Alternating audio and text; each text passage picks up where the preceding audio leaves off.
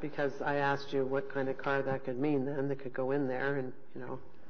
And I know the applicant is prepared to address that. There is already provision in the bylaw at a certain threshold where you can have a certain number of short stalls. A pickup truck, for example, might be difficult to fit into one of these spots, but it is anticipated in the official plan that sometimes in order to accomplish some kind of a public interest, some stalls can be shorter than others. And in this case, on parking, the applicant is not against you on this, which is no. This motion has the support of the applicant, and Brian Casagrande has reiterated that. Councillor Blais, did you have a question?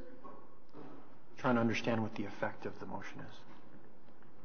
If we need to make a couple of shallower parking spots in order to take those further away from that bur oak on the site, we'll have the flexibility to do so in the zoning, rather than getting to site plan, seeing the potential to reduce the size of some of those lots in order to protect the tree, and then having to come back for a zoning amendment in order to be able to accomplish that. So it provides us the flexibility we need today. So you're removing additional parking above the decrease that's already being recommended in the report? No, sorry. So I'll read it out one more time. Therefore, be it resolved that the zoning be amended to permit 3 of the parking spots on the property to have a minimum depth of 4.6 meters. The bylaw ordinarily would require that those be 5.2 meters.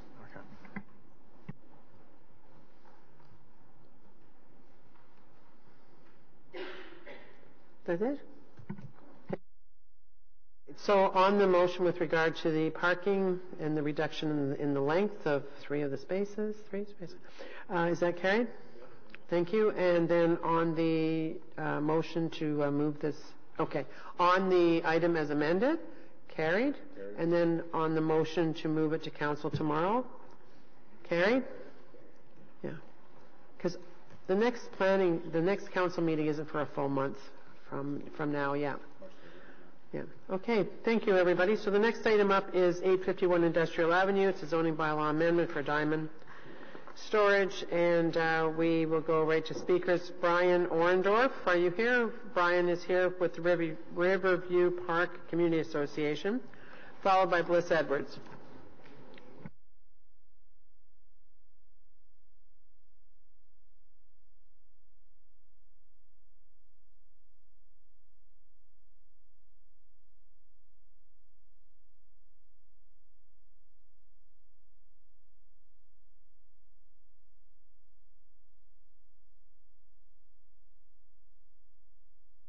You just press the button and the light will turn red. Thank you. And you have a presentation? I have something I'm going to read out, but there is... I just don't know. What were you just doing there, Matt? I was just loading the next one. Okay. But Matt, there's a... your map? Yes. Yeah, if you could put it up. You can put it up anytime.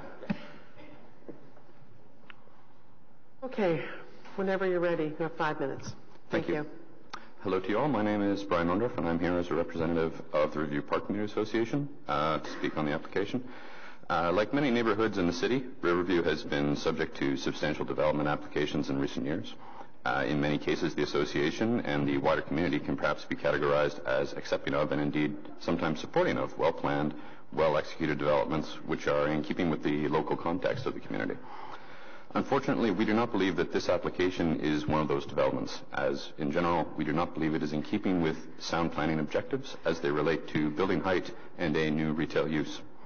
As you're aware, a planning rationale is provided with each application. I would like to read to you as an example the proponent's rationale for additional height, which applies for basically an extra floor to a 4-story maximum. The requested relief from the permitted height of 18 meters to 22.3 meters will require amendment.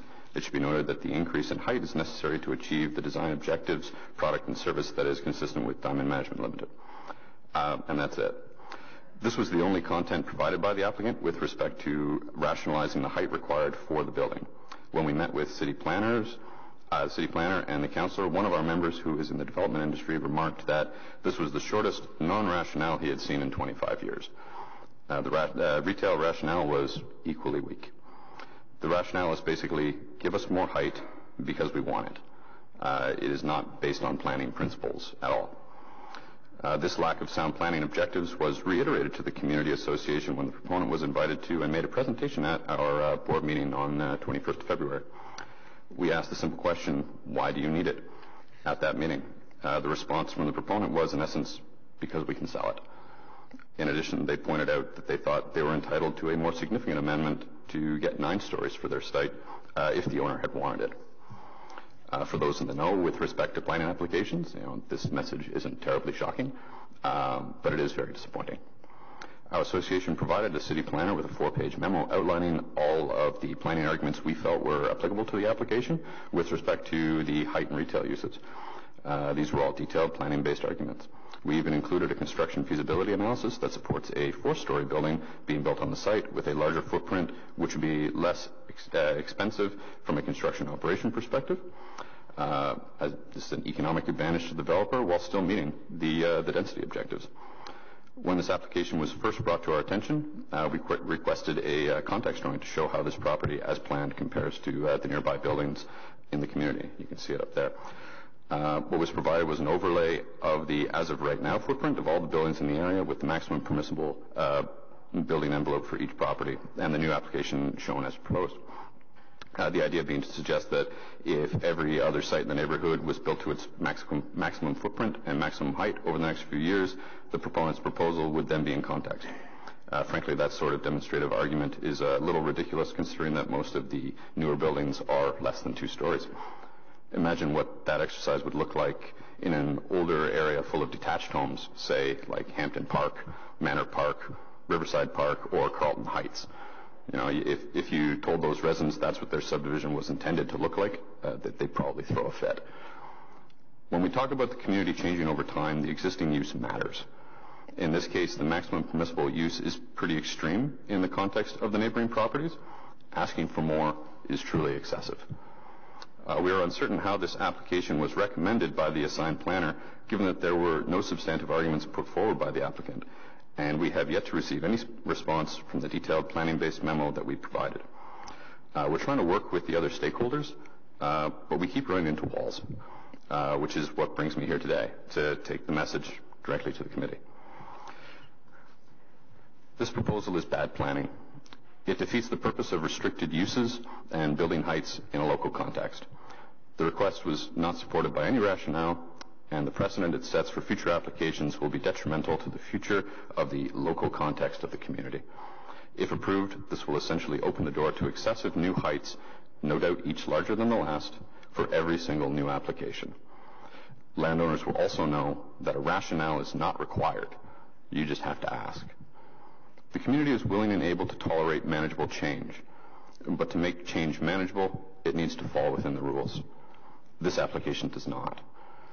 We are hopeful that you will support the community and its position and vote no for both of these zoning amendments. Thank you very much. Before I go to Councillor Nussbaum, do you want to tell me where your community is, where you actually live in relation to this? Do you mean the community houses, association the or myself personally? Your community, the community of residents. The community of Riverview Park is bounded by... Coronation? Pardon? You're on the other side of Russell from Coronation? Yes, so those houses on the south end are... Oh, there's a pointer. Yeah, so most of the houses are going to be there. I mean, the community association also extends on all sides of this, but the majority of the houses are going to be on the south side of Industrial. There aren't any houses directly on the south side of Industrial, though. That's correct. No, sorry, on the south side of, I believe this is Russell. Yeah, because that's what I'm having a hard time understanding, to tell you the truth. Oh, So I listen to your arguments. I'm just not seeing how they can have a direct impact. But I'm going to go to Councillor Nussbaum. Councillor Nussbaum? Yeah, thank you, Chair, and thank you for coming out this afternoon. I didn't have the benefit of reading your 4-page submission, so if I could just ask very, very briefly, what is the adverse impact that you would anticipate from the 5-story building per se? I understand you've got sort of a larger policy rationale about arguments in favor of rezoning, but is there a particular adverse impact that you're concerned about should council approve from 18 to 23 meters? The biggest impact is the cumulative impacts. You know, we can talk about traffic and this and that, but I think that's not Sorry, what did you say? The biggest impact is what? Cumulative impacts within the community. Who? Oh, cumulative, sorry. Sorry about that. Okay. That's really the big thing, that you know, the planning rationale is so poor. If that sets a precedence, then every single other application along industrial just has to kind of ask. There doesn't have to be a context. You know, if there was a context provided by the applicant, then it might be supportable. And in fact, we provided a bunch of, to the city planner, a number of planning-based arguments that, you know, could support this type of development, but with a lower height, same density, and all that kind of stuff. And similar question with regard to the proposed retail use. What would be the adverse impact? The adverse impact, again, is the same. It's the cumulative effects. Just because there is a very weak planning rationale, we have a really hard time guaranteeing that every new development that comes along is going to not just ask for more amendments, without sound planning rationale. Okay, the reason I'm asking the question is I'm looking at Google Maps, and across the street there is a mall, I guess the zone is light industrial usages. I don't know what, but they're essentially client-oriented, sort of consumer-oriented shops. And I'm just trying to understand, as I listen, what the substantive difference is between, in terms of the use of that area, between a retail use on the one side of the street and a light industrial use which permits the same type of usage on the other. To be honest, I am not a planner myself. All I know is that at some point, somebody with a lot more planning experience and background than I did decided that it was a good idea to organize the zoning in that way. We would just like that to be maintained. Okay, thank you. That's helpful. Thank you. Councillor Cloutier, please. Thank you. Brian, what is there? We've talked in the Community Association about the vision for industrial and how it will change over time, cycling, and because it's a quick way to get to Herdman Station right at the end. How does this fit into that vision? So our vision for industrial is basically what you see there as, you know, in the yellow and orange. You know, we're prepared to tolerate, definitely, it's got a lot of good development opportunities, but the change has to be manageable. Going from one-story buildings to six-story buildings, eight-story buildings, nine-story buildings is a big change. We like the current maximums of the proposed zoning, or rather we are prepared to be supportive of that level of change, but outside of the established zoning, the established regulations, we find that to be excessive. Thank you. And just the other issue is this map only shows a small portion. Industrial continues to go, and there is a lot of residences to the east of this site, and to Brian's point about precedence. I just want to put that on the table for the committee. Yeah, I worked there for a lot of years at Loeb as a senior buyer, so I know the area very well. That's why I'm shocked actually at the thought of impact to people who live in the homes on Coronation and over here off of Russell and that. I just am surprised. I have a hard time understanding, that's all. Anybody else have any questions for Mr. Orndorff? Thank you, sir. Thank you very much. Liz Edwards, please.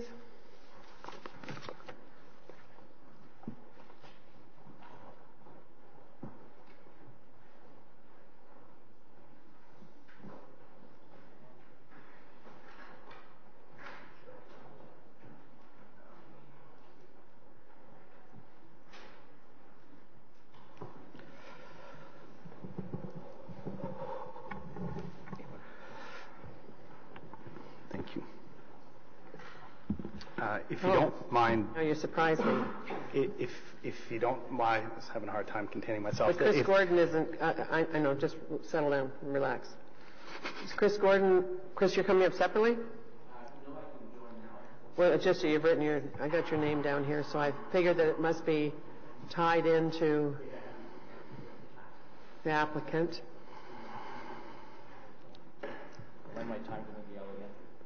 Thank you. Okay.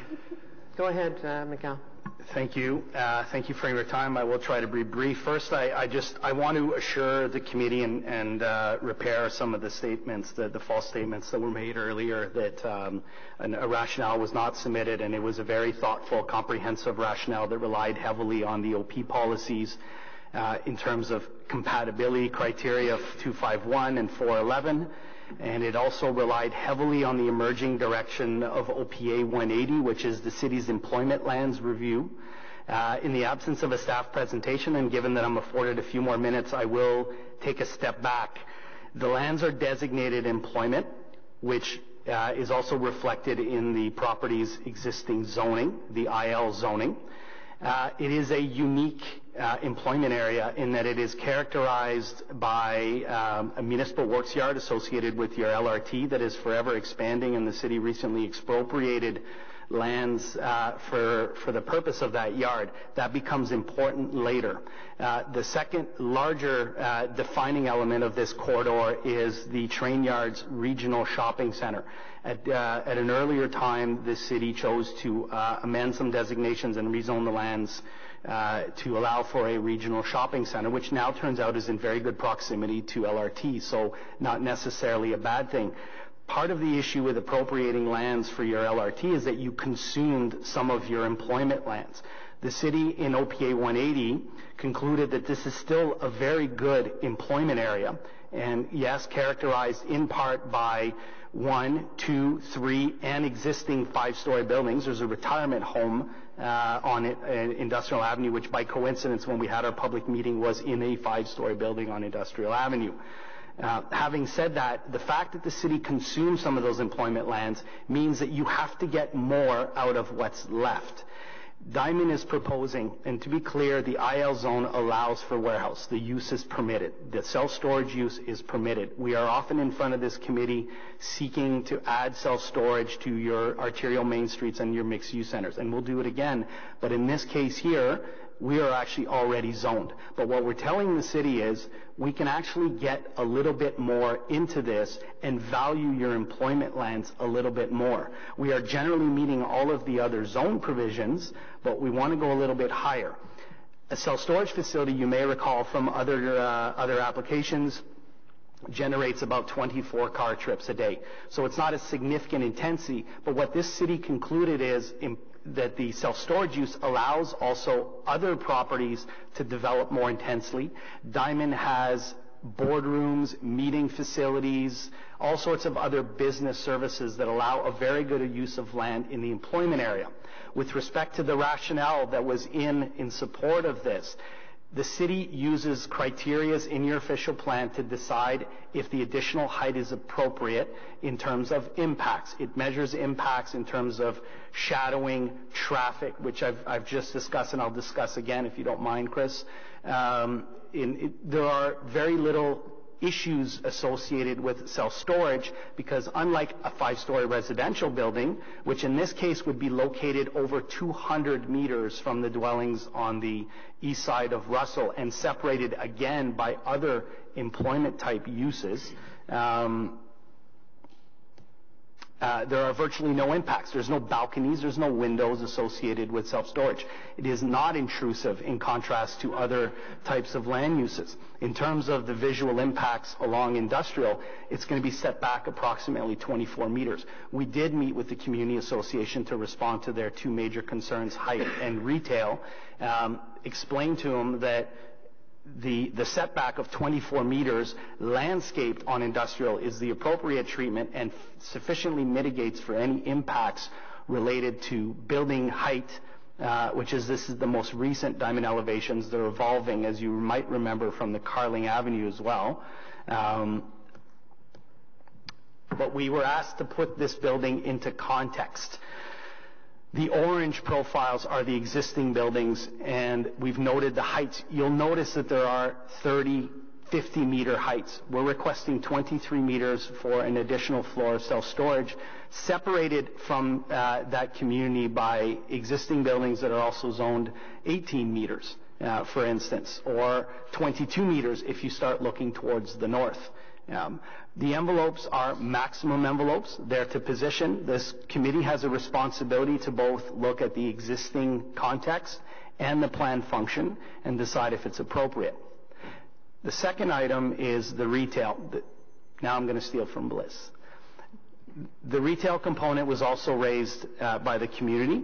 It's why we have Chris Gordon here. It was raised that it might create an uncomfortable amount of traffic on Industrial Avenue. It's a 4-lane undivided arterial roadway intended to service one of the city's larger employment areas in proximity to an interchange.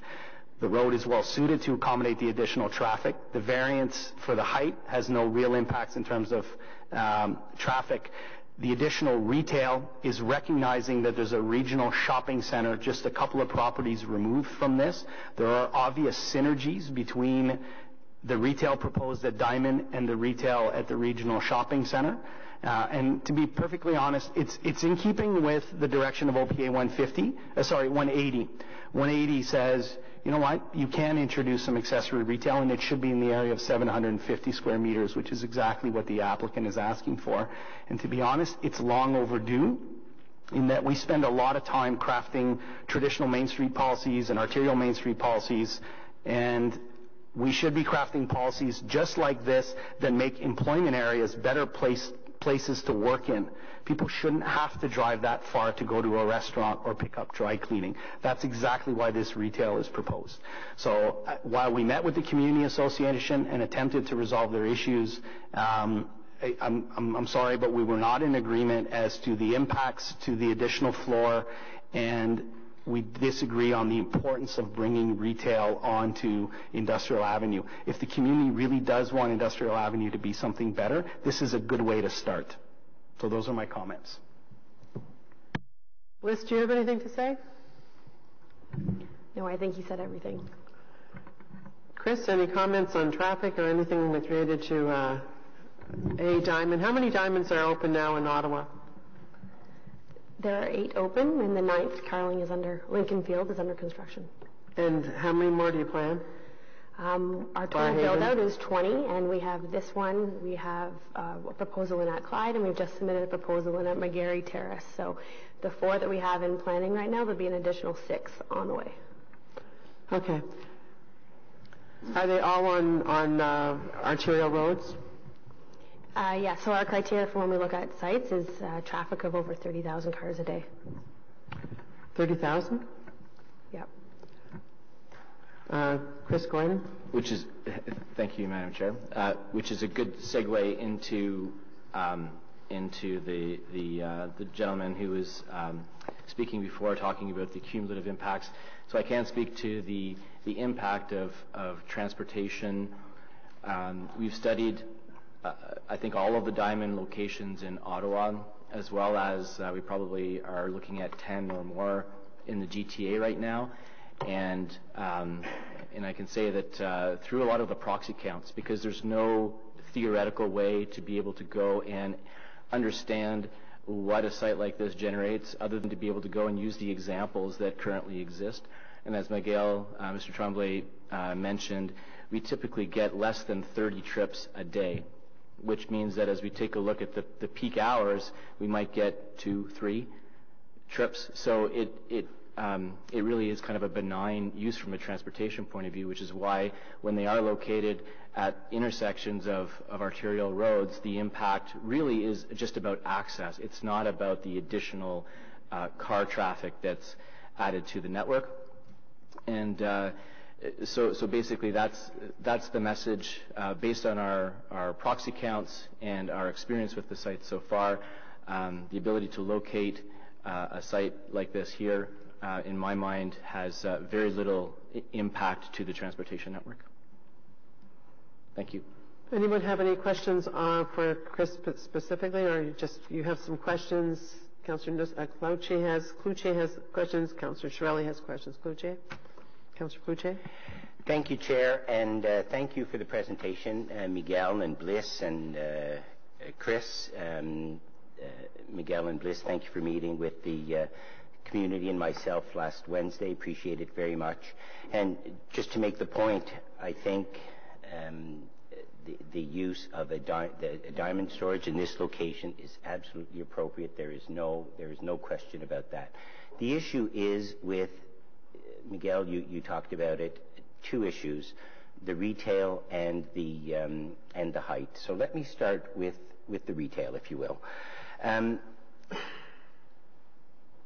Bliss, at the meeting last Wednesday, you said that storage and selling storage space is the prime business. Is that correct? Yes, that's correct. Okay. And you said that Coventry is full, and you could build another Coventry anytime and fill it up. Yes, that's correct. Diamond, through you, Madam Chair, Diamond is 100% full in the City of Ottawa, effectively. Okay. So why, in the context of retail, why 700, and let me just clarify, the proponent is asking for 750 square meters of additional retail in addition to 350 square meters that would be of Diamond use. Is that correct? Through you, Madam Chair. If you've been into a Diamond facility, every Diamond facility has what we call a Diamond reception area. It's the front door to the facility. It's where you would go in and you would sign up for your unit. Right, and sell boxes and other ancillary. So this is completely separate retail.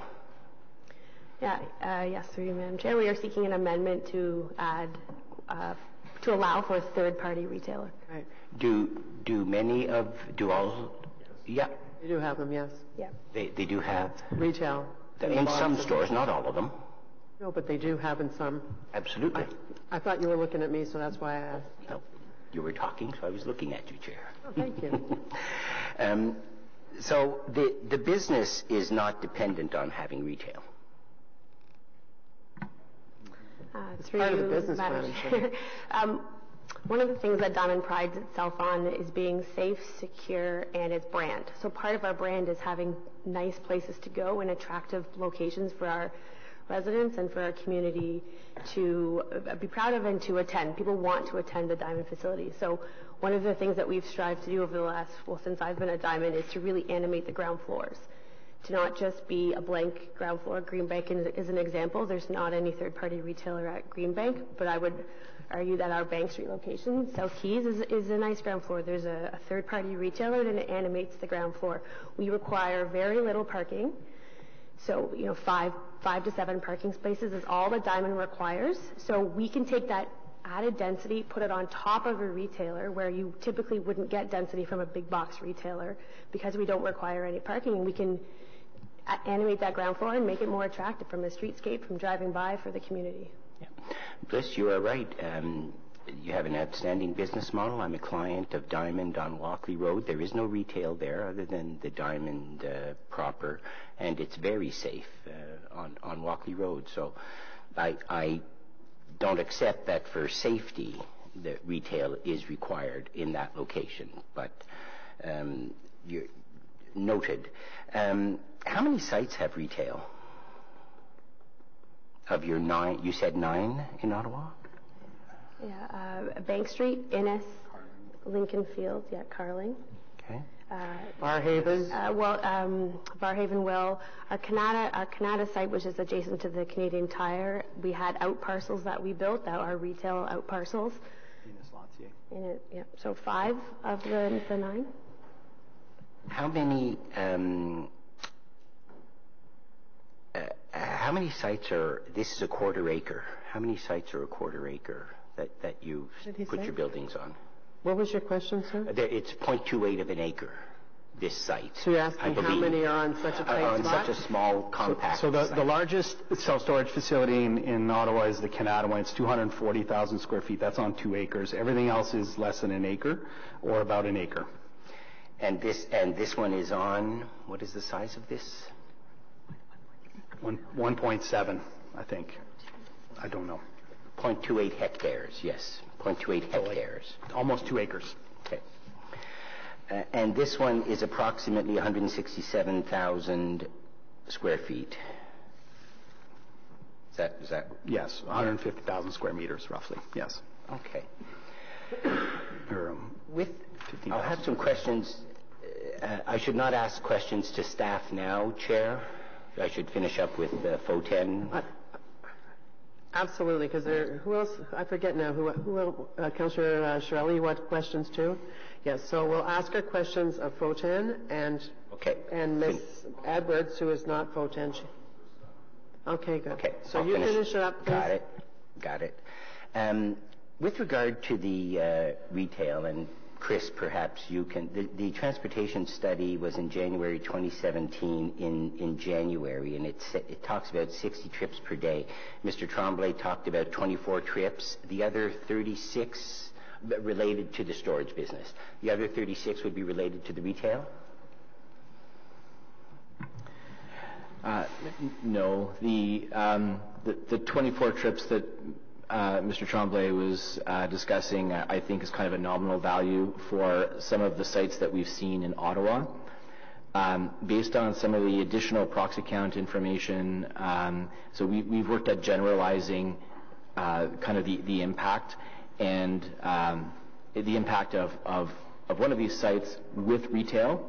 So, for example, we certainly use and refer to the one on Bank Street with the sports store associated with it. So at the end of the day, call it 30 trips, 30 one-way trips, meaning 60 in total over a 24-hour period. And what that really means in terms of what we want to analyze being peak hour trips is down into the 5, 6, and that's for the entire site. So no, we're not separating Diamond from the additional retail. That's altogether. Altogether in those 60 trips. Correct. Okay. And can I add a comment related to that? In terms of the synergy between the third-party retail, the Diamond retail, and the Diamond self-storage, all of the loading facilities are integrated together.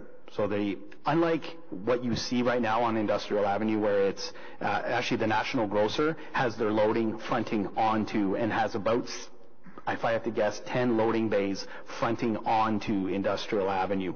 The intent here is a high-quality building that acknowledges that retail is, again, in keeping with the policy direction of OPA 180 and is reasonable in employment areas, but doing it in a way that's very good. The Industrial Avenue is not a design priority area. It was not subject to UDRP, but we took all of the principles that we've learned from the other sites that are subject to UDRP, including some of the lessons learned at the recent Carling site, to bring it onto this site. And without damaging anything, I think this is probably the best light industrial building that will be here in terms of meeting some of the city's design objectives. And part of that is doing it with a little bit more height that has no noticeable impacts on any industrial properties and surely none of the residential properties that are over 200 meters away. I acknowledge that the design and look of your building is part of the marketing. I'm fine with that. In terms of the height, you have about a 65. With all due respect, normally we have 5 minutes for questions and that sort of thing. So.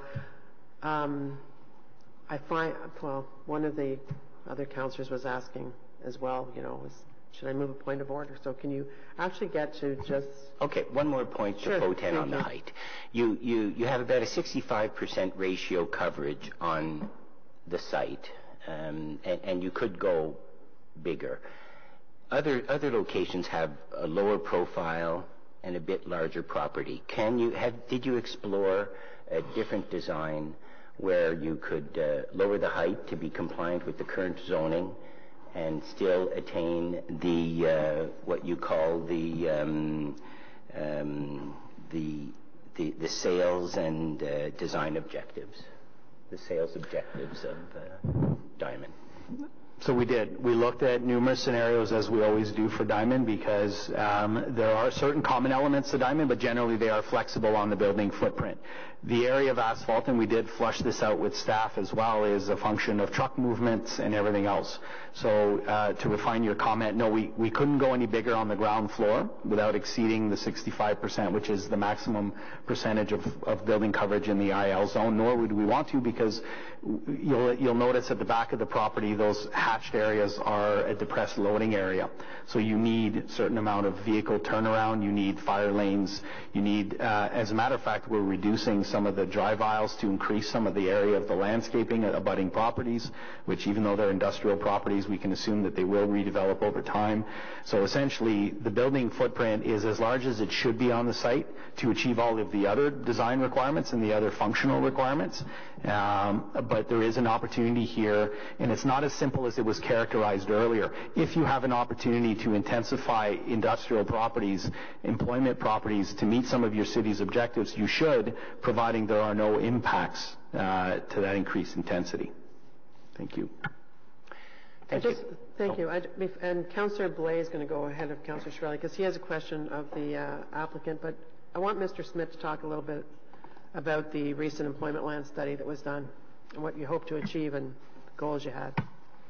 Thank you, Madam Chair. So one of the things that flowed out of appeals that were received to Official Plan Amendment 150 was the need to complete our employment land study. And that was really taking a look at the supply and the demand, projecting that out and understanding what are the needs for the City of Ottawa in terms of continuing to accommodate employment uses within lands designated for employment use. And through that exercise, we clearly recognized that there was an opportunity to release some lands from employment use, but we're really at a very tight line between lands that were available for employment use and how much we could release for non-employment use. And where we have opportunities to intensify, and there was always a recognition that the numbers of employees that are accommodated within employment lands can vary, and if there are opportunities to intensify, that is a good thing, particularly in areas that really are designated and identified as key employment areas, unlike some other areas which one might arguably say don't necessarily fall within that category. So from the perspective of the employment land study, minor increases in opportunities is something that's very much in line with what was anticipated and expected. Thank you. Councillor Blais. Thanks very much. In talking to Councillor Cloutier and then just listening to the presenter, I think one of the fears is about, I don't actually think the fear is about height. I think the fear is about what this might do in terms of leading to further redevelopments down the road and wanting to avoid turning industrial into a Hunt Club or an Innes Road or a Marivelle or something like that. And so I'm wondering, and the Diamond in Orleans is great. The Innes Road is a beautiful building. It's got a sports store on the first floor, which is great.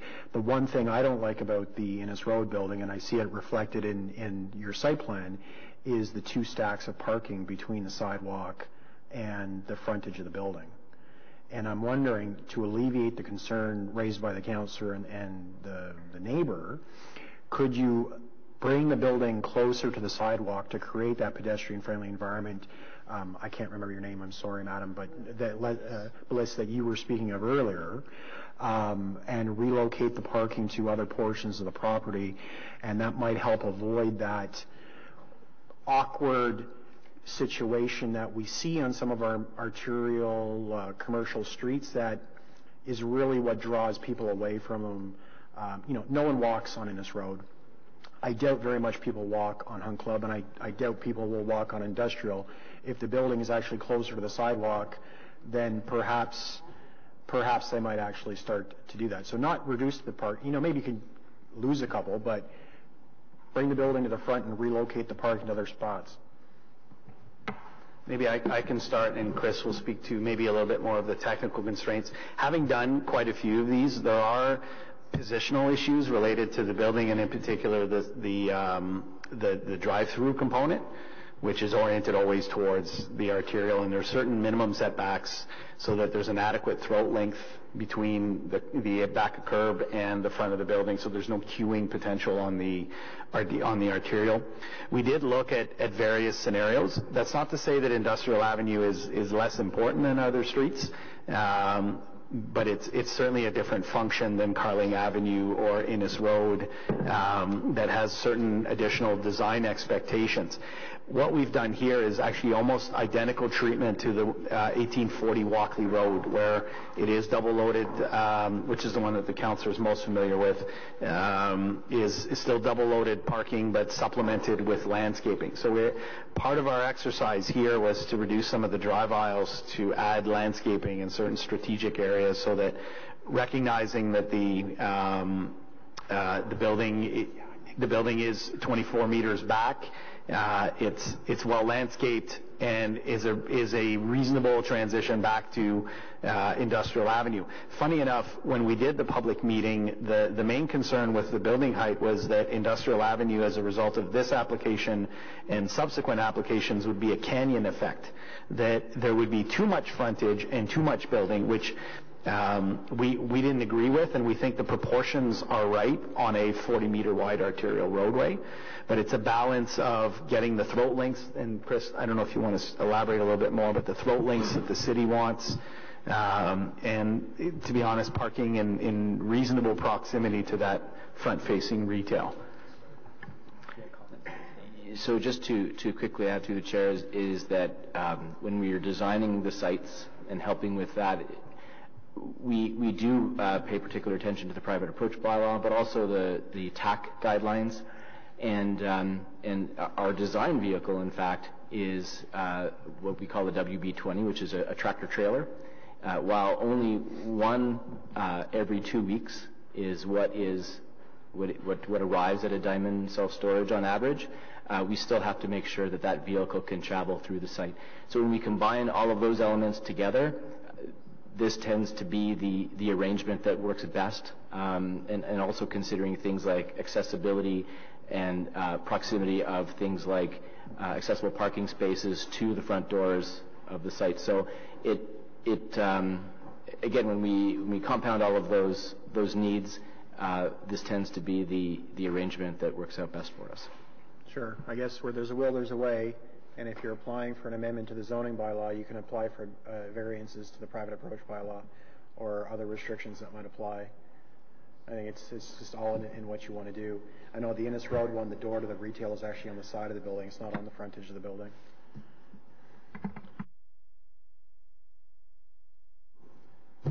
Well, they have a lot of businesses here, and I think they're not all the same, but they all have a certain look to them, right? They all have the windows that look up. They have window dressings. They have commonality amongst them all, but it's like the Catholic School Board, which you used to be a trustee for. They use the same plan, but every one of them really looks different. Well, there you go. Thank you. Councillor Chiarelli. Why you wanted to? No, you wanted to talk to staff, eh? Okay. Anybody else want to talk to the proponent? No? Thank you for coming out today. So, Councillor Chiarelli. Yeah, thank you. I know we have referred to staff, we've asked for a report dealing with including zoning for diamond-type facilities on all arterial Main Street zonings, right? We have a report that we're expecting from you? No? We deferred consideration on Clyde for that. Are we still getting that report? Sorry, Councillor, can you repeat the question? Okay. Do we have a report coming from staff on including this type of zoning in various types of zonings like arterial Main Street? We have a report that's going to be coming forward that's going to be dealing with some light industrial type uses that would be permitted along main streets. Okay. It would permit this, right? This isn't a Main Street, but it could be something that could be included on Main Streets. We haven't concluded that, but that is a report that will be coming forward, yes. And it was focused on light industrial type uses that can appropriately locate on various Main Streets, both traditional and arterial, recognizing that we do have some light industrial activity that works well in those contexts in association with retail. So that's the reason the Clyde issue isn't at committee yet? I can't speak on the Clyde issue where that's at. I know there was an application that was submitted, and I don't recall. I thought that was dealt with previously by committee and council. Then are we? Will we be including this zoning for this type of facility in all industrial zones as well? Is that going to be part of a different report, or will there be such a report? So this type of facility is in fact permitted in industrial zones today. What's being asked for in this instance is a small retail, which is also allowed for within the framework of the official plan, and we have a consistency implementation that we will be doing once we get final approval of OPA 180 through the OMB process. So ultimately, the combined use will be allowed in industrial zones. Is that right? Yes, there is an opportunity for small-scale ancillary type uses that would be up to 750 square meters. In this instance, they're asking for the retail component, and we'll have to take a look and see how far we go with that.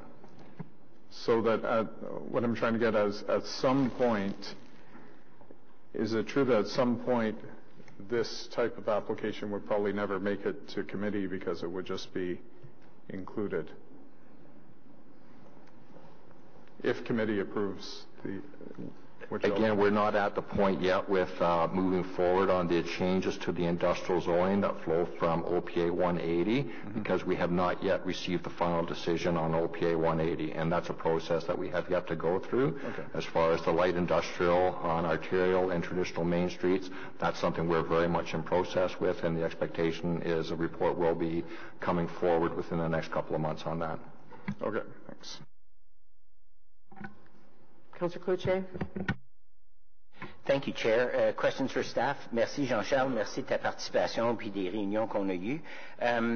Just two questions. With regard to the retail, on page 5 of the report, you talk about OPA 180, policy 3.6.5.2, and it enumerates some uses.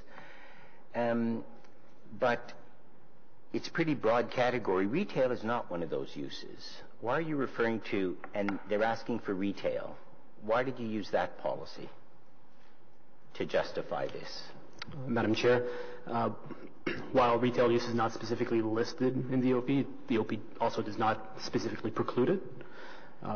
Staff still feels that the intent of the OP is being met by being supportive of the employment area, similar to other uses that are listed, such as convenience stores, restaurant, coffee shops, or similar uses. Okay. But is retail not an enumerated section or segment?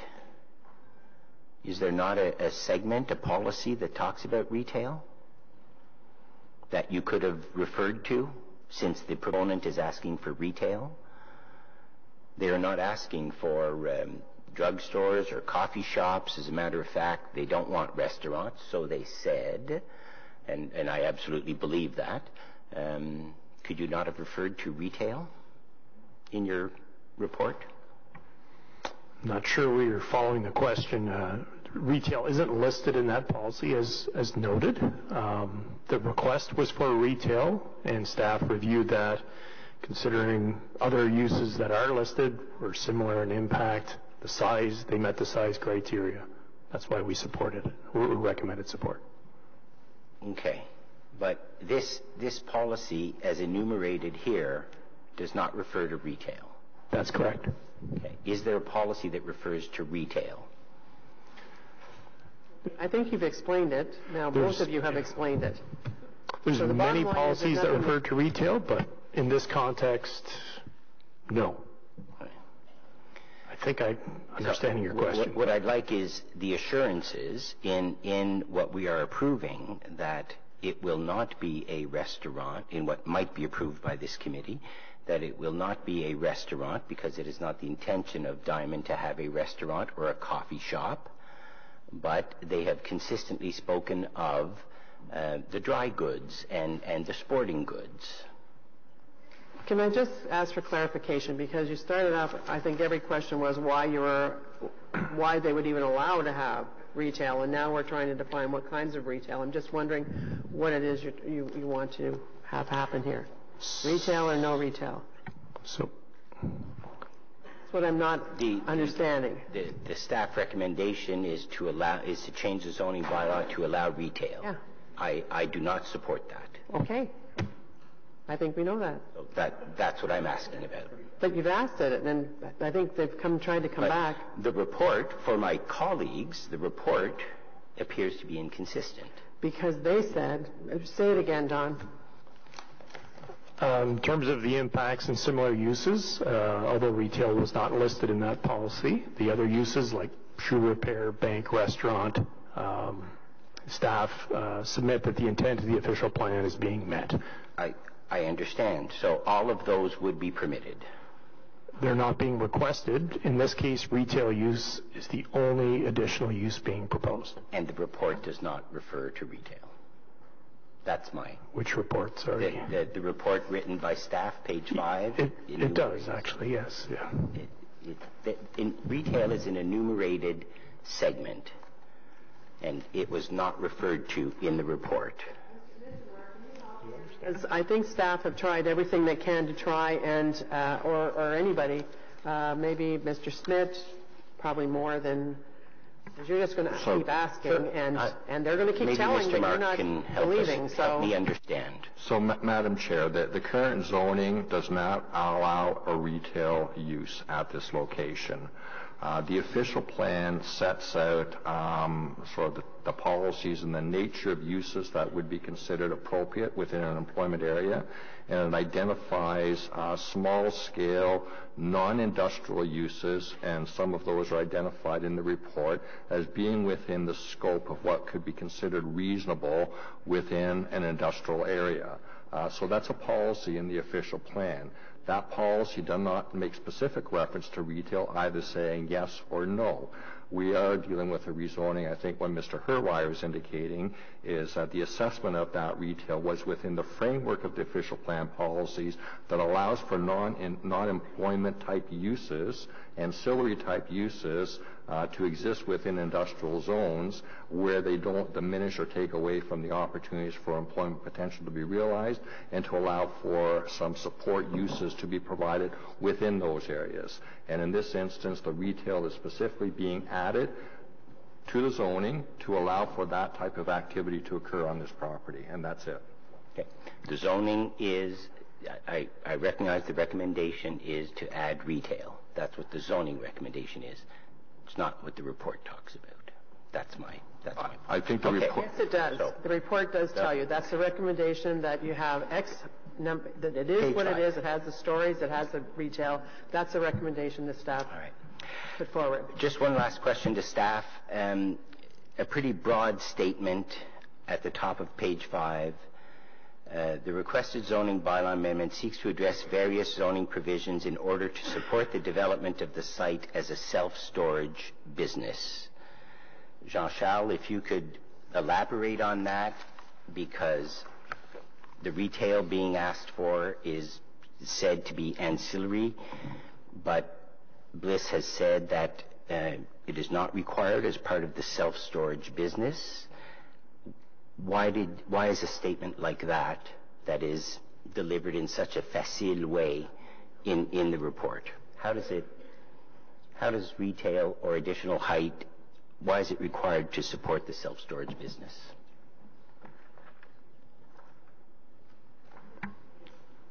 I don't think that I wrote that it's required to support. So I'd ask you to specify.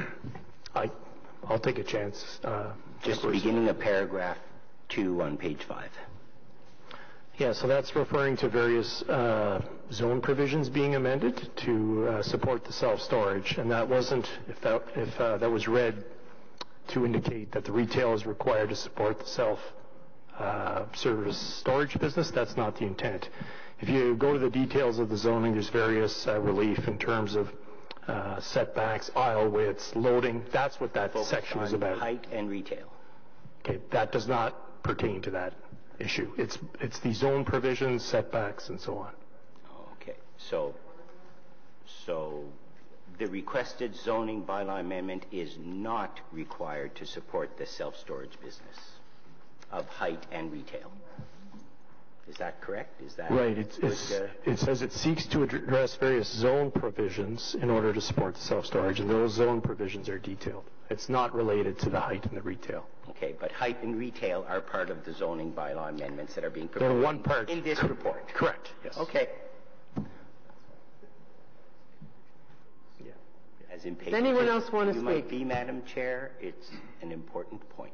10 times, but okay. Anybody else want to talk? Councillor Nussbaum, do you want to talk? Okay, and you don't get to talk or vote. Lucky you. All right, did you want yeas and nays? I have a motion to... I know. You have a motion. 2 motions. Sure. Why don't you introduce those now? Thank you. And just a minute, we don't have any technical on this one, do we? Okay. So the first motion, and I believe it's been circulated, Melody, has it been circulated or should I read it? Whereas the proposed building height is 23 meters and whereas the proposed building is considerably taller than the existing one and 2-story buildings immediately surrounding the site, and whereas the desired height is 18 meters, therefore be it resolved that the height of the building be limited to 18 meters and be it further resolved that there be no further notice pursuant to subsection 3417 of the Planning Act. You want me to do the second motion now, Chair? I just had a question for you on the word desired. Who's desired? Your desired, or desired being respectful as the current zoning. Yeah, I noticed in the last motion that with Councillor Brockington they used that word, and it's not something that's usually used. So that's what I'm just asking for clarification. Okay, so basically you're saying you don't want it to be 23 meters, you want it to be 18 meters. Yes, please. Okay, number 2. Number 2 is like Councillor Brockington separating out the report recommendations, and I won't read it all, but we would be voting on the report not having retail separately, so with regard to height and then with regard to retail. So in that case, Mr. Mark, are you still there? I am, Madam Chair. Okay, so does that make the separation of the vote on the retail go first, because wouldn't the height be impacted by the taking away of the retail, because currently on the bottom floor is not where stuff is stored, it is where people drive in and pick up boxes maybe and all that retail stuff that they do right now, right? Because you do have a retail component right now. So my question is, what's the order?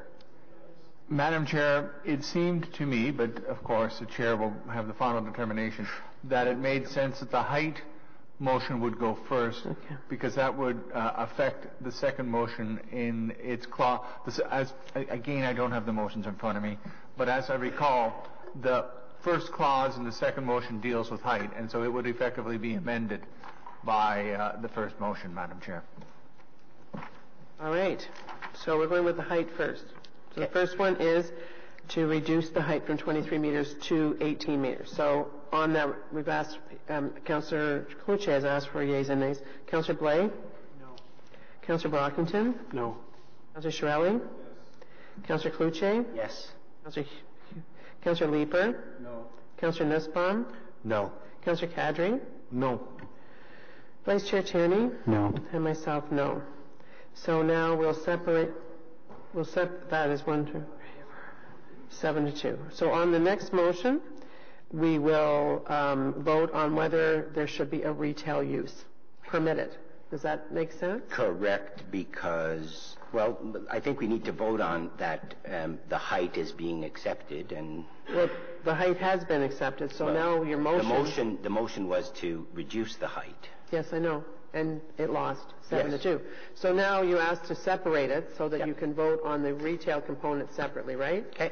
So we'll vote on the retail component, whether or not to allow retail at this location of this application. So, Councillor Blais? Just to confirm, yes No, I'm not that deep today. I can promise you, after today, I'm not that deep. Yes. Stay where I am. No, it's not a double negative. Councillor Brockington to allow retail at that location. Yes. Councillor Shirelli? Councillor Cluche? No. Councillor Leeper? Yes. Councillor Nussbaum? Yes. Councillor Kadri? Yes. Vice Chair Tierney? Yes. Myself, yes. So then, I don't have any technical. We're not moving anything else. So, Chair, you need to carry the balance of the motion. yeah, that's what I was just going. So on the balance of the motion, which is the balance, Height and other zoning. do we need yeas and nays on that, or do you just want to dissent? I'll dissent. Okay. Would you like to dissent too? Okay, so one dissent.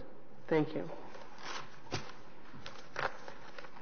As amended, so. No, it wasn't amended. So it wasn't amended, so I don't have to do as amended. Perfectly. Thank you.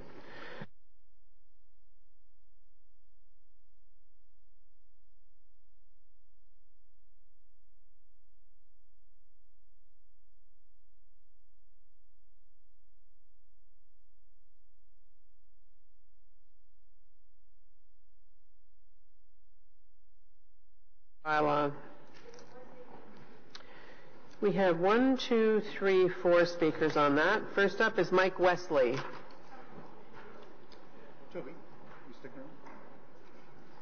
Well, somebody has to stick around besides me.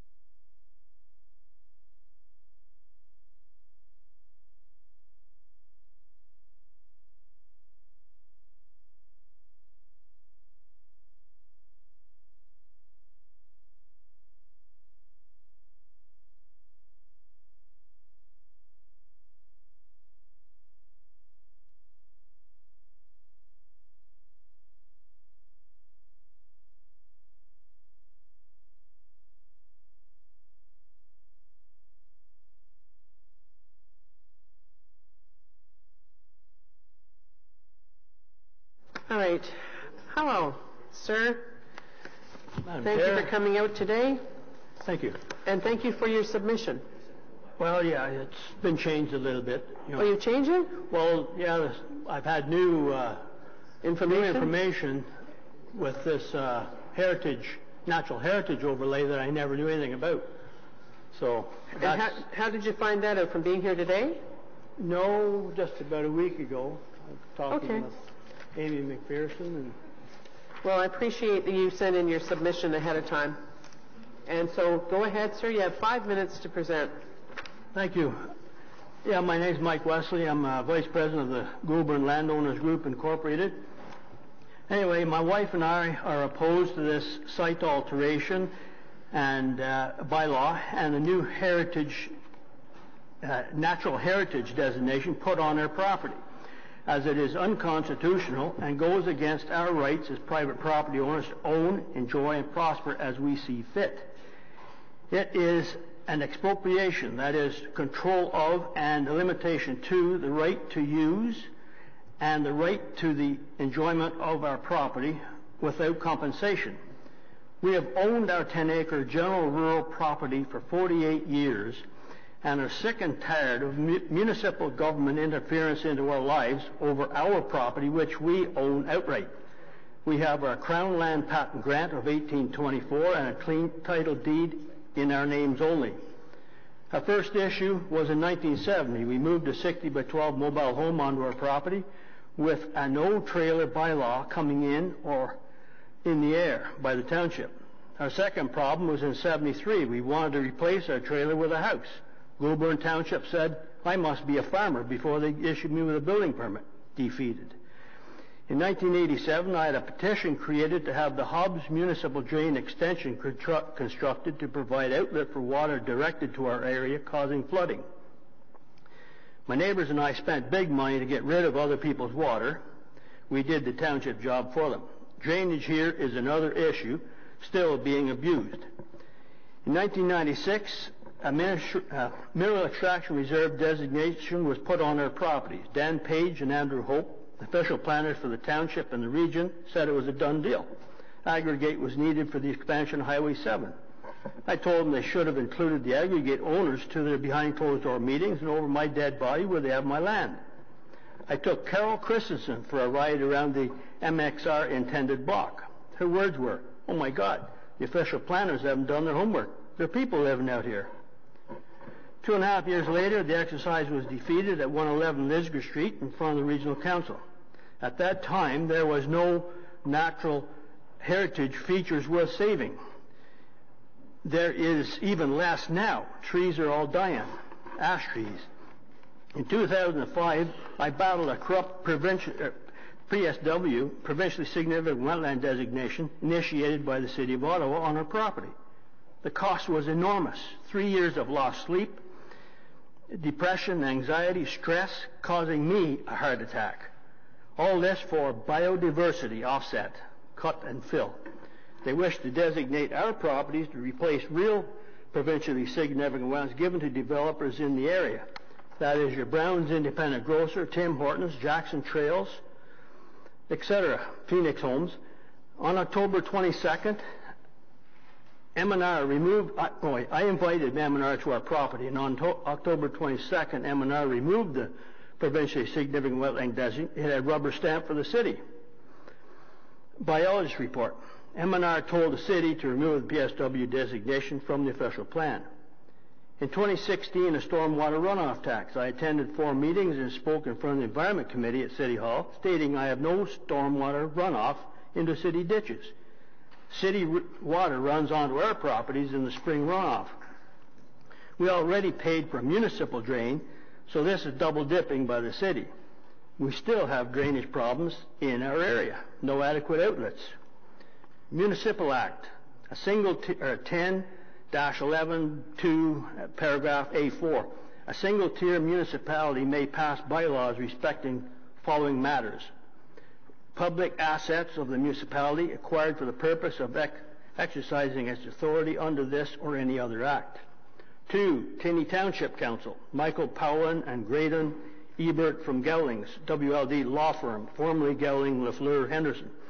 Municipalities are placing strict regulations of development prohibition of uses in official plans and states that these measures are beyond the legal authority of municipalities. Municipalities have used or continue to use their official plans to regulate or prohibit specific land uses should discontinue this planning policy approach. It is clear that the law, both the decided case law and the Planning Act, does not give municipalities the authority to use their official plans for the purpose, and that doing so constitutes a bridge too far in the use of official plans. Should they continue to do so, they will no doubt be met with opposition from interested members of the public or property owners with the law on their side. Sir, you've used up your 5 minutes. No. Yeah, you have, but maybe somebody will ask you a question. Councillor Shirelli will. Don't. Ask a specific question. Okay, I was going to ask him to detail the things he discussed with me in our meeting. So what have you not said without reading it? Well, the only thing is going to be the enforcement of this site and alteration bylaw upon owners of private land will be considered a misfeasance in public office, and at the least, and a violation of the criminal code at the worst.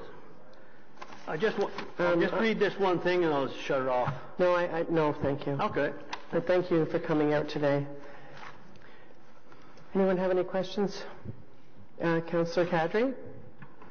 Thank you, Madam Chair. And just a question back to the delegation. You mentioned in your last statement something about criminal activity or criminal... That's the stuff I've derived from research that I've got, that the city is the city. You don't have the authority nor the jurisdiction to make rules and regulations on my land without my consent. Madam Chair, could I ask our legal to Yes, you comment can. on that, please? Madam Chair, I have in front of me a decision of the Ontario Superior Court dealing with this argument. And so if I may read 2 paragraphs? Sure. I do not agree with the applicant's interpretation of powers of a municipality or the significance of a Crown patent. The Crown patent is an instrument by which land is conveyed by the Crown to a private individual or members of the public. Crown patents are found all over the province of Ontario. There is nothing in the conveyance from the Crown which prevents properly enacted provincial legislation or suggests that a Crown patent has paramountcy over a municipality's ability to regulate private property. So the proposition is not well-founded, Madam Chair. Okay. Did I answer your question? Thank you very much, Madam Chair. Okay. Thank you. Thank you, sir. Can I reiterate to the Crown patent grant? No, sir, you can't. Okay. Thank you, though. I try to be the only way I can keep any kind of normalcy around here is by sticking to the same rules. And it's not easy on any day, really. If I don't have that to hang my hat on, I don't know where I go. Paul Joannis from Green Space Alliance, and then Murray Chown, and then Sheila Perry. And all of you I know that you have 5 minutes.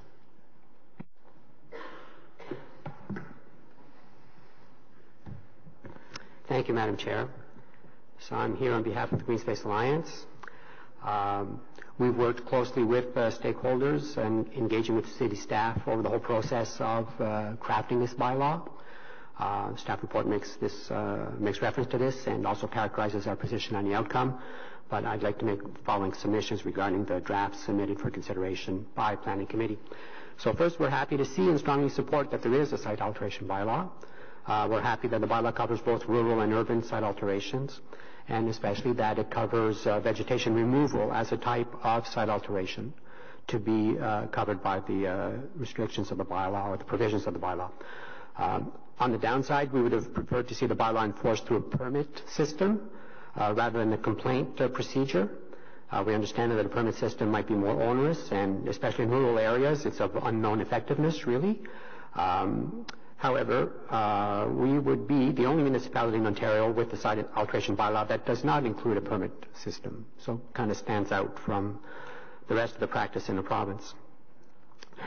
Now, if it's not possible to introduce a permit system, perhaps a minimal form of prior reporting could be introduced, sort of as an adjunct to the complaint procedure.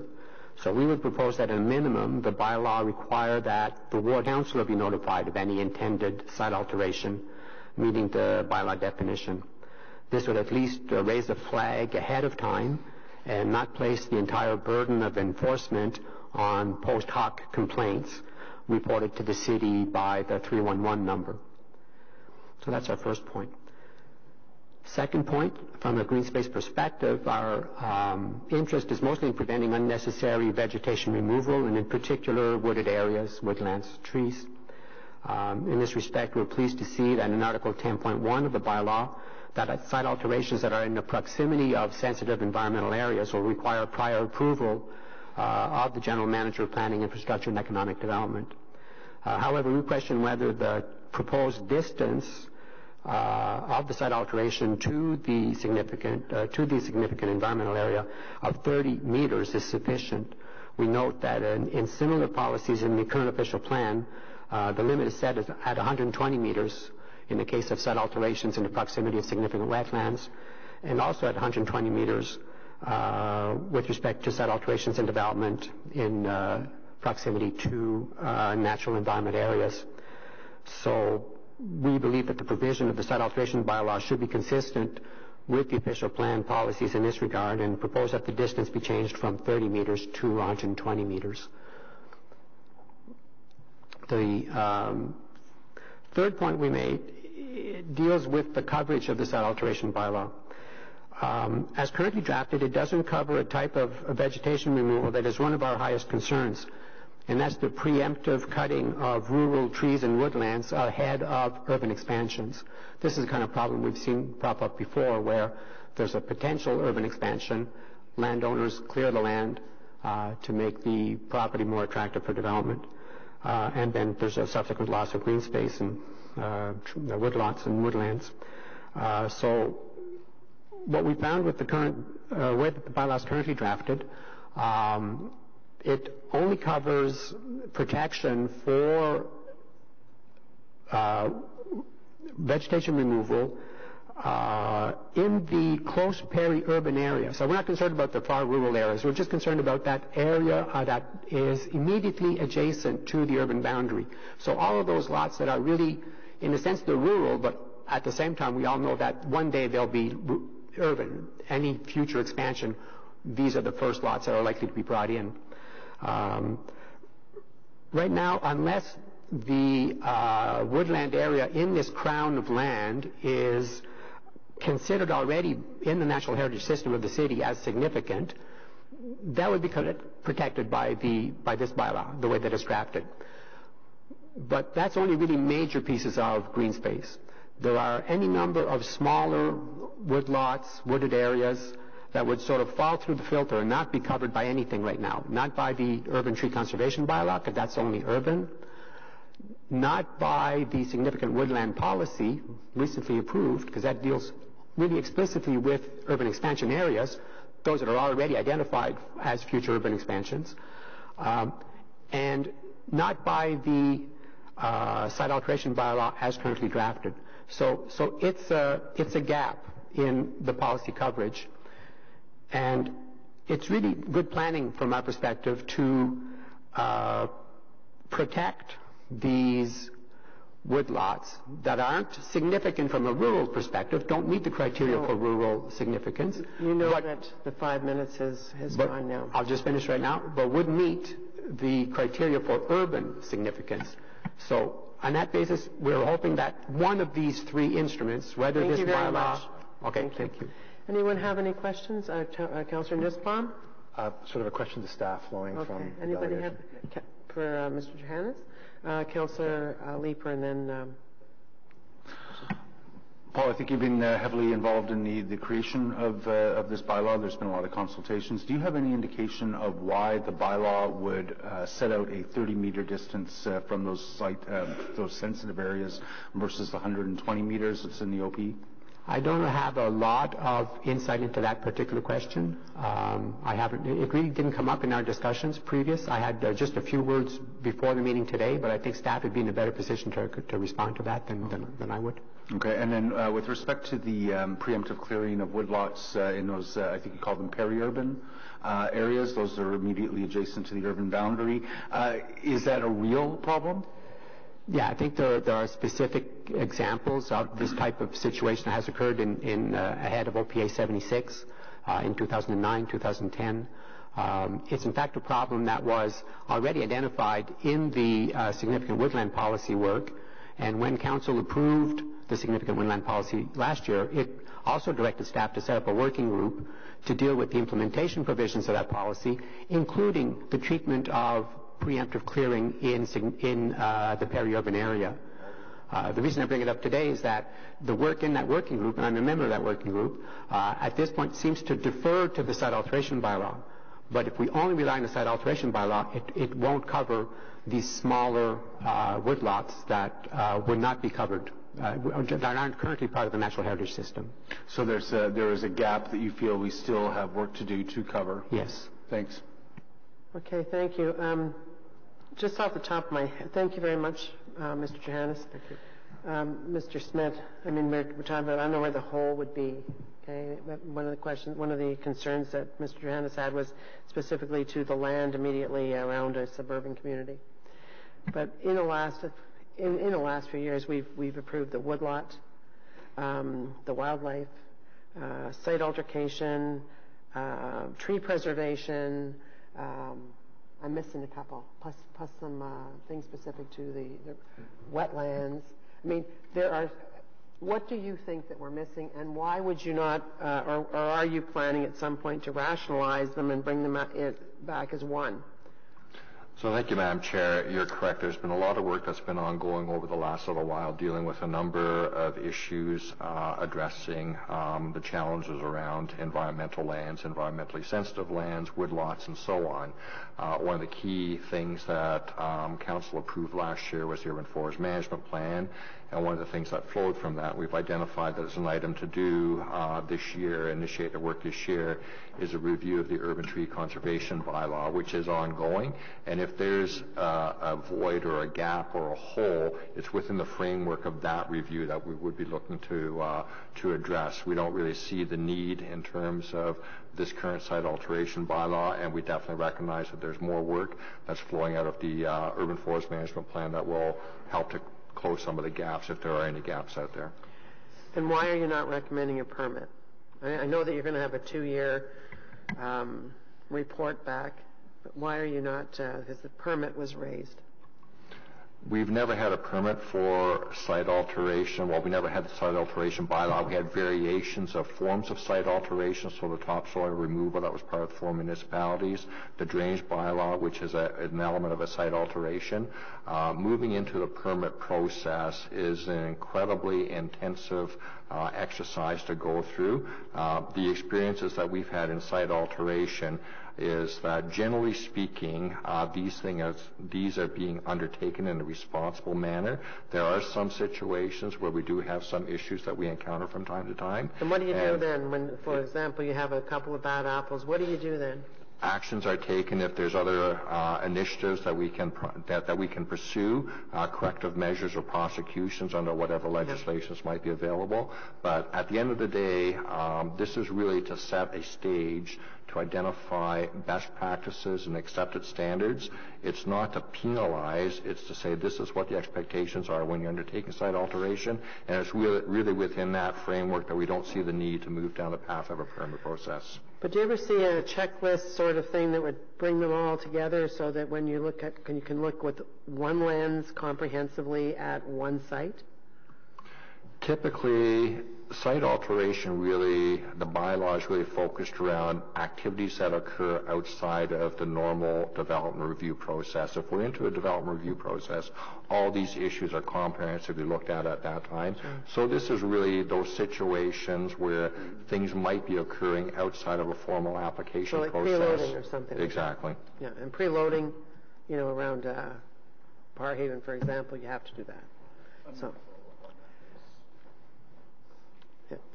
Okay, you were next, and then questions of staff? Yeah, John? thanks, Chair.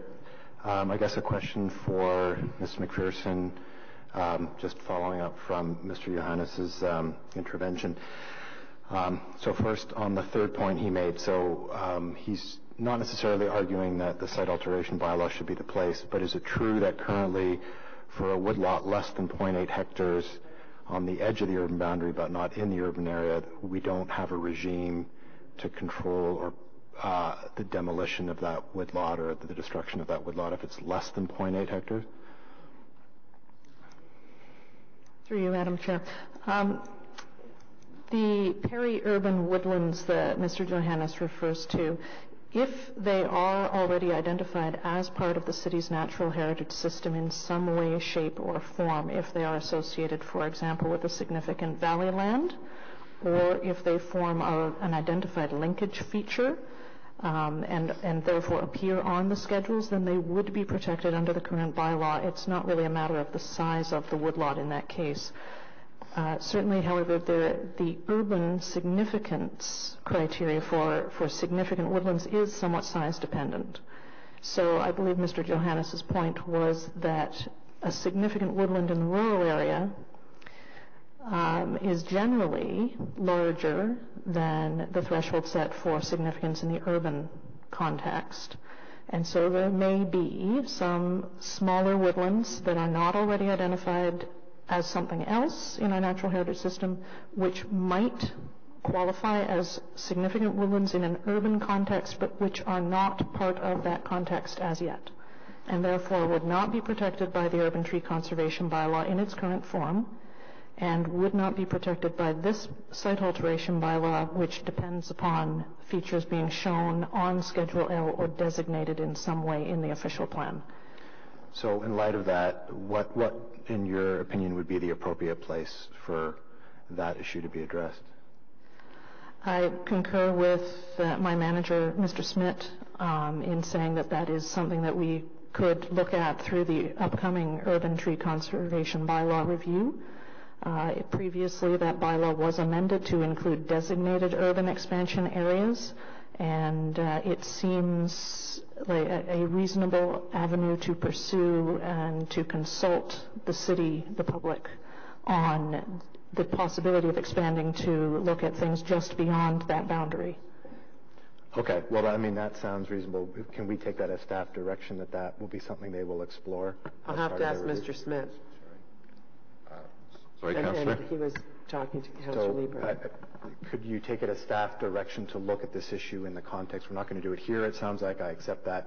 What as issue? part of the Be review. specific of the issue, please. Well, the specific issue that Mr. Johannes read about the para-urban problem. So it sounds like there may be a lacuna. We're not going to argue it here in the context of the work you're doing on the significant woodlands policy and the urban tree bylaw work, which I understand is taking place this spring. We may, if there is a gap, then that would be the appropriate place to take that on, correct? That's correct, and I indicated that we would be looking at it in the context of the review of the urban tree conservation bylaw. So as Ms. McPherson indicated, and as I indicated, that's something that very much is on the plate in terms of things we'll be reviewing. Okay, great. My second question is relating to the bylaw itself. Under the interpretive clauses 3.9, it says that the bylaw applies to all lands within the geographic limits of the City of Ottawa, other than those areas which are subject to regulations made under Section 28.1 of the Conservation Authorities Act. And if you can't answer this question now, I'm happy to have the answer later. But is staff confident that all of the areas that the official plan anticipated as being covered under the 120-meter rule, are there currently regulations under the Conservation Authorities Act that capture those areas? Because Section 28.1 of the Conservation Authorities Act allows the Conservation Authority to establish regulations pertaining to specific land areas. And I just don't know, I don't have the knowledge to know whether or not that maps exactly with the areas that the official plan in setting the 120-meter policy, say, for significant wetlands. Do we know that there are regs under the Conservation Authorities Act that would mean that this provision of the interpretive clause applies to them? Madam Chair, the regulations established by the conservation authorities do address significant wetlands that are designated in our plan, plus 120 meters around those wetlands. It is my understanding that there are some updates to the regulations mapping currently underway, given the recent change, for example, in the Mississippi Valley Conservation Authority's position on unevaluated wetlands. Those areas will also be taken under their jurisdiction shortly. They actually have taken jurisdiction over them, but the mapping has yet to be fully communicated to our staff and posted on our website. So that takes a very great amount of land that's considered part of the city's natural heritage system out of our jurisdiction under this bylaw. As to whether it includes all of the lands that would currently be captured, you mentioned the 120 meters, and I know you and I had discussed previously how the official plan does refer to an adjacency trigger distance to require an environmental impact statement for development or site alteration within 120 meters of a number of different natural features. The decision was made early on in the process of developing this bylaw to scope the application of that requirement in the bylaw, which is under the Municipal Act and not under the Planning Act, that we would only look at requiring environmental impact statements for work within 30 meters of natural heritage features and designated environmental areas. That decision was made for a number of reasons, primarily because works done outside of the 30 meters often have very little impact on a feature. The intervening distance is usually sufficient to ensure that there won't be impacts. We, of course, continue to review development applications within 120 meters of those features as specified in the official plan policies. In a number of cases, though, if the development is of a minor nature, the environmental impact statement may be waived by staff in those cases. Okay. Thank you, Amy. Yeah. I have a couple more speakers. So before you ask more questions, you want me to wait until the end? I think so. Okay, so I just remembered I have 2 more speakers. Who else wants to ask questions of staff besides Councillor Nussbaum? Okay. Murray Chown, and then Sheila Perry. And then we'll go back to staff.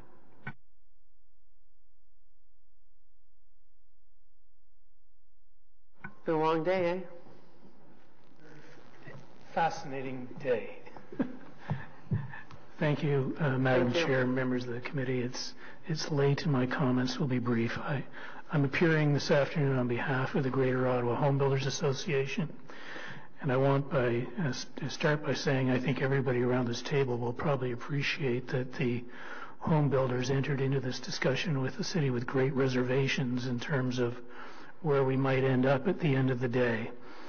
But over the course of the many months that staff have been working on this bylaw, I think they've gone to great lengths to reach out to all of the interest groups, including ourselves and Green Space and others who have an interest in how we are dealing with preparing sites for development. And I think that staff have done an excellent job of what I would call finding the middle ground between doing nothing, which might have been the industry's first preference, and a far more rigorous and onerous bylaw that might require a permit system. I share the advice, or I agree with the advice that's been given to committee that a permit system is going to be time-consuming, it's going to be expensive, it's going to take up staff resources, and let's give this a try. I think one of the important aspects of this report, as we've seen in many other reports to committee over the last few years, is that staff are recommending that they'll come back in 2 years with a report on how things are going. We certainly are optimistic that when they come back, they'll say things are going just fine. The last thing I will do is just to support the comments that you've heard from Ms. McPherson in terms of the 30 meters versus the 120 meters that were brought up by Mr. Johannes.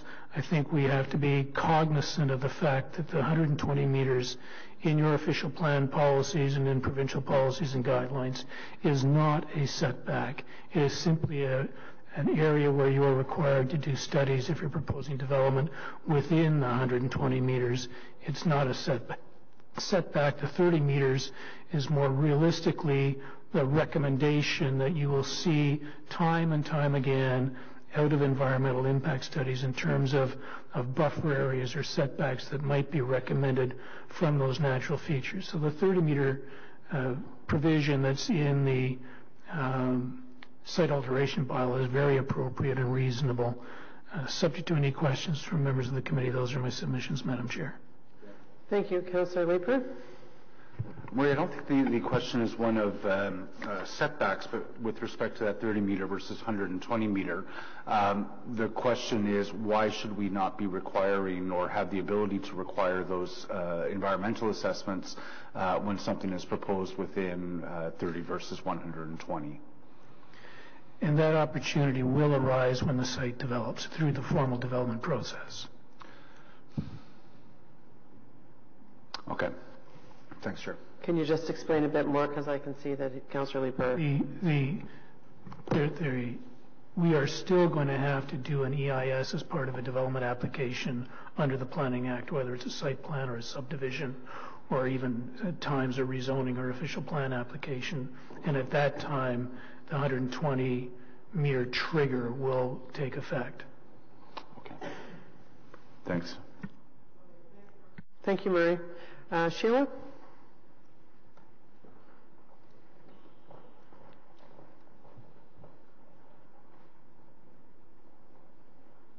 Good afternoon. Oops, careful. Good we were playing afternoon. musical chairs earlier here.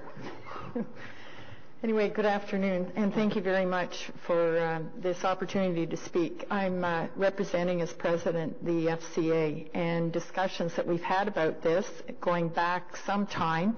And without going into what all the details, and I won't read exactly the full letter because it would take a bit of time, but I think I'd like to touch on, first of all, some of the things we like, some of the things we have still concerns about, and maybe a few suggestions. So first of all, we're quite pleased that the proposal covers both rural and urban. It includes removal of vegetation in the definition of site alteration, and that the identification of a 30-meter range, we see that that is part of the needs of prior approval, although the extent of that or expansion of that is another element. At our last meeting last week, we had a number of whereas statements, and I hope that each of the councillors have that in front of them or that it's shared. But what we did do is we looked at this as a working group, and we suggest the following, that if you do go forward with this bylaw, that a ward councillor must be notified of any intended site alteration. That's a huge part of this. The permit system, we still believe very strongly in that being required. And the city approval for any site alteration within 120 meters of any natural or otherwise protected area. And the whole notion of our membership being engaged in this discussion, I think, is really, really helpful. So when there are matters, as you're going through this next 2-year period, for example, these things will arise and engage us. We have associations across the city, and obviously with the urban and rural complexity, there's a lot to be done. The permit system, we feel strongly, helps regulate. We've seen this across the province. That's a huge issue, and I have had this discussion with Amy. We did talk about the notion of why we can't go that route, and the example given was it was just too costly to the city for staffing. But if we truly believe in the protection of these environmental areas, it's extremely important that we make every effort. So that I'm not convinced, nor are we convinced, about just a 311 call activating the follow-up. And I guess what will it take, bottom line, to have more staff support on this whole issue? A couple of suggestions along with this, and we've recently come through this with mature neighborhoods, and this is a very interesting document, and I was very pleased to see the 10 principles, I believe, going as a background for this whole notion of site alteration. Those are great rules of thumb to follow. And we've currently actually, Mr. Willis knows about this, and I know Gova, we've had this discussion about that message getting out to anybody doing an application. So similarly, can we do that as maybe a best practice? And it's just that great communication line. We all know neighborhoods that have strong community associations and planning groups, and they make that a high priority to have that engagement with the developers. We also know that there have been some bad practices. And how do we move away from that? Well, it's going to take a concerted effort by all of us. So I guess in summary, there are some things here certainly we really like, the principles. I toss out this as a mature neighborhood sort of maybe approach going forward with very, very strong communications with the applicants and working together to review this closely. Thank you very much. Thank you, Sheila. Thanks for coming out today and hanging around for as long as you did. Anybody have any questions for Ms. Perry? So thank you. Okay, thank you. To Councillor Nussbaum, was it you? Was it you, Councillor Nussbaum, that question? Yeah, thanks. Weaver?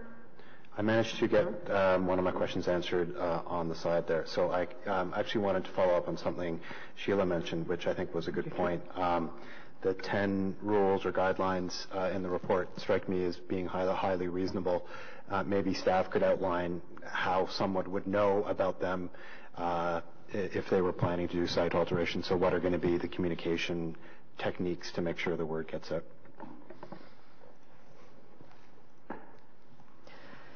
Certainly. Madam Chair, the communications plan to include brochures, which are in development now in the design stage, and they will be available at all of our client service centers, and our intent is to have them handed out with building permits and have the development information officers have a supply of those available to them to hand out to people coming in and asking questions.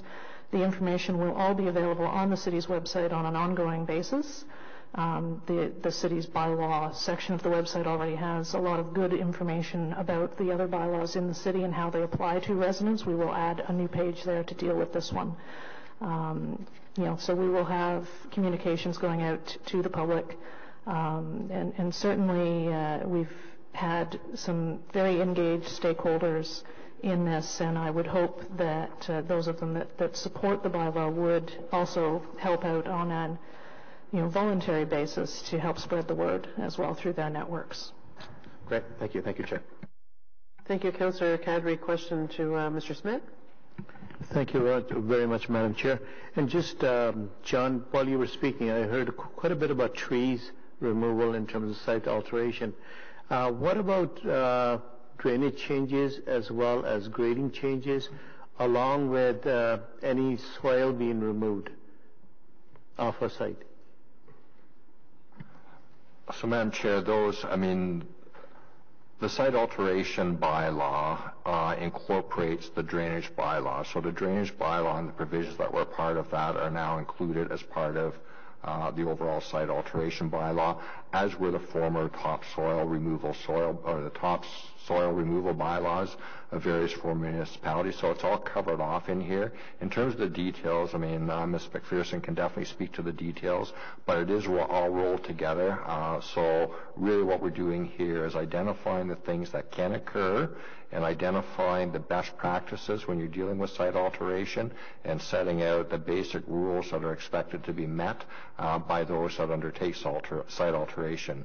In many instances, site alteration, particularly when you're dealing with development-related initiatives, is really part and parcel of the development application review, but there is some pre-work that happens on sites prior to formal applications coming in, and this basically sets the stage in terms of what the expectations are. It doesn't affect normal agricultural practices or quarry operations or normal things that would be associated with what a farmer would do with their land. Those things are all permitted, but it does speak to issues around drainage. So one of the things clearly, a principle is that you're not adversely impacting drainage from your property into natural drainage courses or flooding out your neighbor's property. So those things are all covered off comprehensively within this bylaw, rather than what we had previously, which was different bylaws dealing with different things. So this is pulling all of the pieces together. Thank you for that, John. Thank you, Madam Chair. Thank you. Councillor Leeper, please. Thank you, Chair. A couple of different questions. The first, with respect to taking a look at this issue in the peri-urban areas, I just want to seek some assurance that while I have heard that can be punted to the urban tree conservation bylaw review, that it will be considered in the scope of that review, given that I don't think we're talking about urban areas. The urban tree conservation bylaw review is in the scope of the urban forest management plan, and I think there's some ability for us to take a look in possible expansion areas. So there is a means for us to take a look at that, and that's really what the purpose is. If there is a hole and a void that we need to take a look at, we'll look at it through that process. Okay, so there's a lot of protections that are out there that have been put in place through the various things that have been happening, as Councillor Harder, Chair Harder has indicated, over the last couple of years. Okay. I'm hearing about the potential for a problem. I'm not up to speed on whether or not it actually is, but I just want to make sure that if there is a real problem and we're punting to urban tree, that we are not going to be ruled out of scope if that's something we want to put on the agenda of that review. I think, Madam Chair, we'll be defining what the scope of that review will be. Perfect. Thank you. And then with respect to this 30-meter, 120-meter, the answer that I've heard is that our official plan calls for an additional level of scrutiny when something is going to be altered within 120 meters of a natural or a sensitive area. This bylaw proposes 30 meters. there must be some reason, though, why the OP calls for 120, why that is considered the threshold at which we need to potentially scrutinize things a bit more. Why is it now 30? I'm still struggling to understand that when there's a good reason for it in the OP, I assume.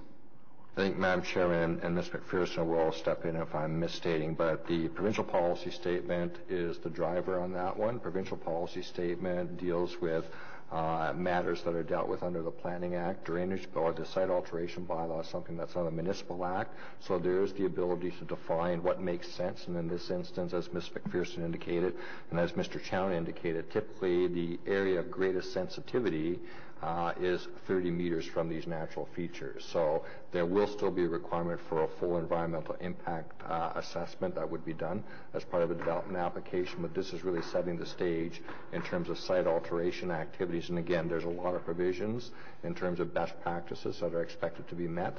And the experience has been that generally speaking, when you're outside of that 30 meter, the concerns are clearly not the same, but it's really very much driven by the PPS, and it's the PPS that the official plan needs to be consistent with. Site alteration is not regulated under the PPS. So I guess my last question around that then would be there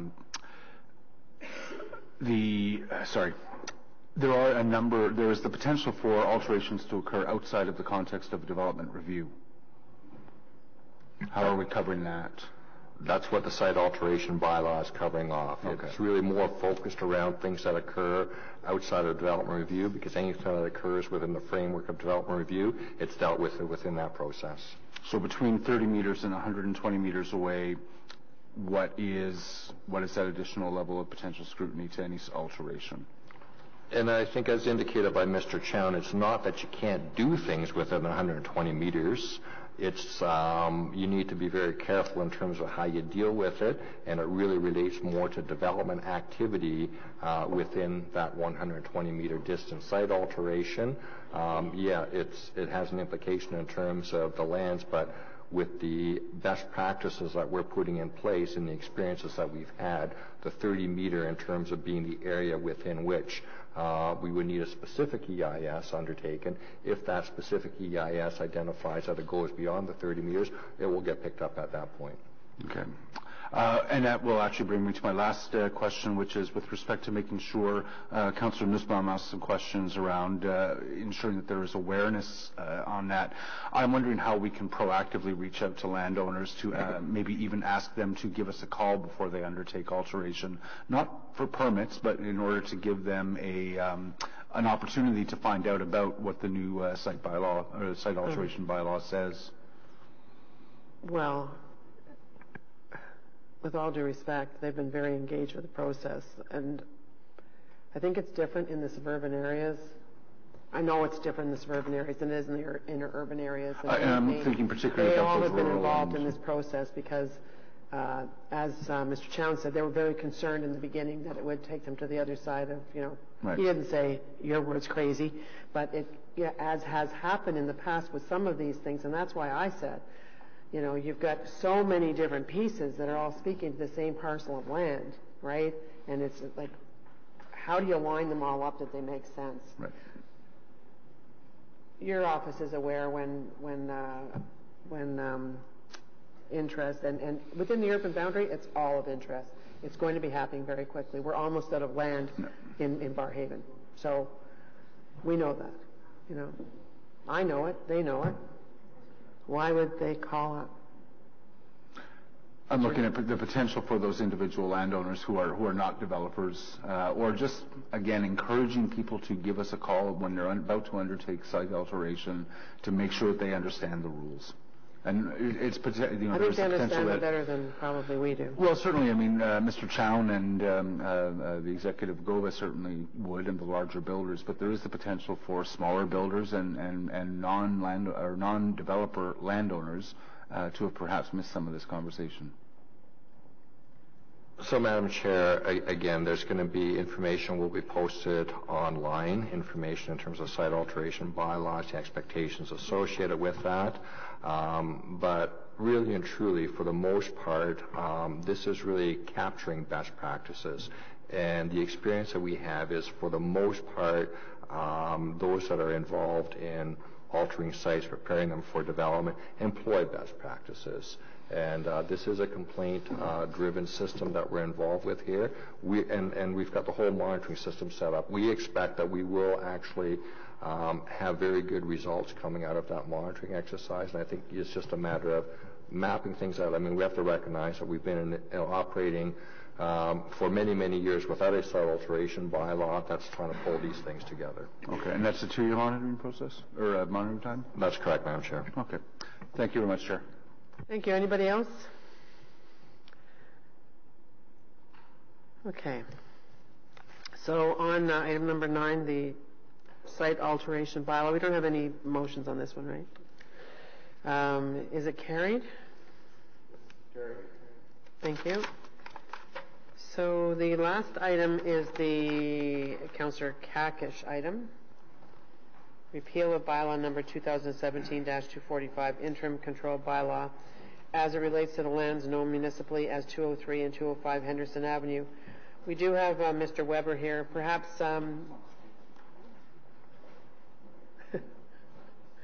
Perhaps Councillor, well, I'll remind you that Councillor Tierney moved this as a notice of motion. So Councillor Fleury is the councillor for the area, and Councillor Kakish is the person's name on it. So do you want to go right to delegations? I mean, if I can give quick context, and then we can go to the public delegation. So just briefly, and it's all self-explanatory in the report, but the applicant approached me a few months ago because he felt he was basically misled by the local councillor for the area with his application. And he's been working in good faith with the city for 3 years, I think, making certain modifications and changes to his property. And he was impacted by the interim control bylaw. And never at any point am I aware of any urban councillors that support bunkhouses. And so instead of the local councillor telling him that he doesn't want to see this kind of development happening, he was telling him to move trees and fences and different things. And he's got his architects and his lawyer here to walk us through some of that. So working in good faith with the city, he's not a developer, so he's not as familiar with the Planning Act, and was doing those things in good faith to appease the councillor and to move forward with the application. And obviously it got caught with interim control, but to add insult to injury, and as stated in the documents from his lawyer as well, there's a similar application that was just as advanced in the planning process, 70 Russell, which passed, and his didn't for whatever reason. So that's the context in a nutshell, and I'll let, I guess, Mr. Weber explain on behalf of Mr. Charbonneau the context as well. Thanks. Madam Chair, members of the committee, Mr. Hanna is with me, and our architect, Ms. Smith. We concur in everything the councillor has said. That's the essence of the case. Mr. Hanna is a baker and a merchant. From time to time, he invests in residential real property. He bought these 2 properties on Henderson. They'd been used for student housing for years. He continued the use. It became apparent that the buildings were becoming in a rundown condition, and he began exploring alternatives. Had someone explained to him on day one that after he spent $50,000 to advance his applications, it would be cut off by an arbitrary measure, he assures me he just would have spent the $50,000 on the renovations. So that this misleading is critically important, this spinning that's gone on about this case. There are 3 messages I want to give you: that he was misled, that he was first in priority and should not have been preceded by 70 Russell, and thirdly, that you can make all this go away because this is now the last appeal. If this one goes, you can have your interim control bylaw. If we have to go to the OMB, you can't predict how things will turn out, but we may have a shot at knocking the bylaw out together. So there's a common sense element to this. Now, as to the misleading, I want you to remember that July 12th, 2017, the glorious 12th, was the day the interim control bylaw emerged for the first time. So before that, nobody on the outside was aware of the fact that this was coming. On July the 4th, So 8 days earlier, the planning staff, in writing, said the following: the application is consistent with the policy set out in the general urban area designation in the official plan, which contemplates a range of residential uses. Conforms to the official plan. The proposal is consistent with the policy set out in the low-profile residential designation in the Sandy Hills secondary plan. Conforms with the official plan. The proposed addition conforms to the applicable provisions of the R4H480 zone in zoning bylaw 280 of 250. Minor variance approval was obtained with the file number for the 203 Henderson side yard to permit a secondary dwelling, as that lot was slightly deficient in both width and area. Conformity with the zoning bylaw. Application will be subject to conditions, including signing a letter of undertaking in order to ensure the site design and building design proceed in accordance with the approved plans, and the site plan is approved that day. So when you read in later reports like today's report, well, there might be a problem with the intent of the official plan, or some might argue that the intent of the zoning bylaw, that's not on. And if these guys want to stand up at the OMB and let me feed this page to them one paragraph at a time, I mean, we're willing to undertake the exercise. That was the Planning Department's position. 8 days before the interim control bylaw. It was also their position throughout. You see, nobody ever said to Mr. Hanna, oh, we don't like that kind of development. You got a problem with the OP. You got a problem with the zoning. They would say, well, you're going to need a couple of minor variances. Here's what they are. Go and get them. We don't like the facade. We want you to change the materials. Redo your plans. Get a survey done. He did all of that. His applications were made between June and July of 2015. Fully 2 years later, he had complied with every request of the city. He had negotiated this through the ward councillor's office. He negotiated with the community through the minor variance process. Revised plans were endlessly produced, and he spent $50,000 to get to that point. And no one ever said to him, oh, we don't like that, until after the fact. Now, I just say, that's grossly unfair, that he relied on these representations that he was going in the right way. Why would anybody spend that kind of money if you're going to be told you're cut off at the end? Never mind, the next $100,000 he's going to have to spend to go to the board. He would have said, as he tells me, I just renovate the building. I don't care. I make my money on it anyway. So those misleading facts really led him into this disaster. And I think of it as Lucy in the football. Every time Charlie Brown comes up to kick it, Lucy pulls the football away. Well, it didn't cost Charlie Brown $50,000 if he chose to come back and try and kick the football again. But that was what's going on. Just change that garbage disposal. We don't like that. Bring us in new plans about the garbage disposal. He did. He acted as he was requested to act by responsible city officials. He complied in all times and places. He was misled, and that's an unfair result. Now, on July 5th of 2017, that is to say 7 days before the glorious 12th, he was entitled to a building permit. And he was the only one of all of the applicants who was entitled to a building permit that day. That's because his site plan approval was granted by delegated authority on July the 4th. The 70 Russell, had the delegated approval withdrawn by Councillor Fleury, and they did not have site plan control approval on that date. We then came to Planning Committee on the 11th, and some of you were there and will remember the show. Various persons were called from the community to talk about the difficulties with these properties, but it was apparent that the Planning Committee was going to give site plan approval to 70 Russell. It was so far down the path. Faced with that, Councillor Fleury then withdrew his withdrawal of delegated authority. Everybody stepped outside and signed a site plan agreement. So as of the 11th of July, 70 Russell caught up to 203, 205 Henderson. Then, of course, on the 12th, when it went to council, we're not there. Nobody knows what happens. Somebody injects an exclusion for Russell. Why? Was there a deal? Was it political? I mean, did somebody just pick and choose? Let's not go down that line, because I'm not allowing anything like that. Stick to the facts and nothing personal. We had the right to be in first place. And if you're going to exempt 70 Russell, as you did, you should equally exempt 203 and 205 Henderson. Okay, thank you, Mr. Weber. Mr. Mark? So the interim bylaw that we approved, it's not into effect yet because of the appeals? Or is it in effect? No, Madam Chair, it takes effect from the day that it's passed. It is subject to repeal. And there is one other appeal. This one is not the only one.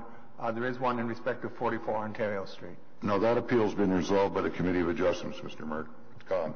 That has not been communicated to me, Madam Chair. I just communicated it to you. Okay. Thank you. And so when does the interim control bylaw end? It ends in July. It is subject to renewal for one further year. The hearing is set for May 7th and 8th of this year, Madam Chair. Okay. Questions? Anybody? Councillor? Not questions. I have comments, as you might imagine. I'd remind committee of a couple of elements. One which is... Okay, hang on a second. Does anyone have any questions? Wait, hang on. Okay, we'll ask questions of the delegation. Councillor Leeper. I just want to confirm, your intent, if you were moving ahead, was to build a building that has 22 bedrooms in it? Yes. Yeah. Thanks. How many does it have now? 10. How many does 70 Russell have? But that's not the situation, I think. Question of whom? Of the okay. Thank you, Madam Chair. Thank you for coming in and making your case today. I appreciate that. A quick question. I'm going through the lobby registry. You said you met with the councillor on a few occasions. Is that correct? The architect primarily met with staff of the councillor's office, and there were often reports back from the planning department as to the councillor wanted this change or that change or the other change. Okay, it might just be this database. It's hard to find that or the Russell one, and maybe the councillor can elaborate if he'd met with both when he does his wrap-up or discussion as well. Thank you.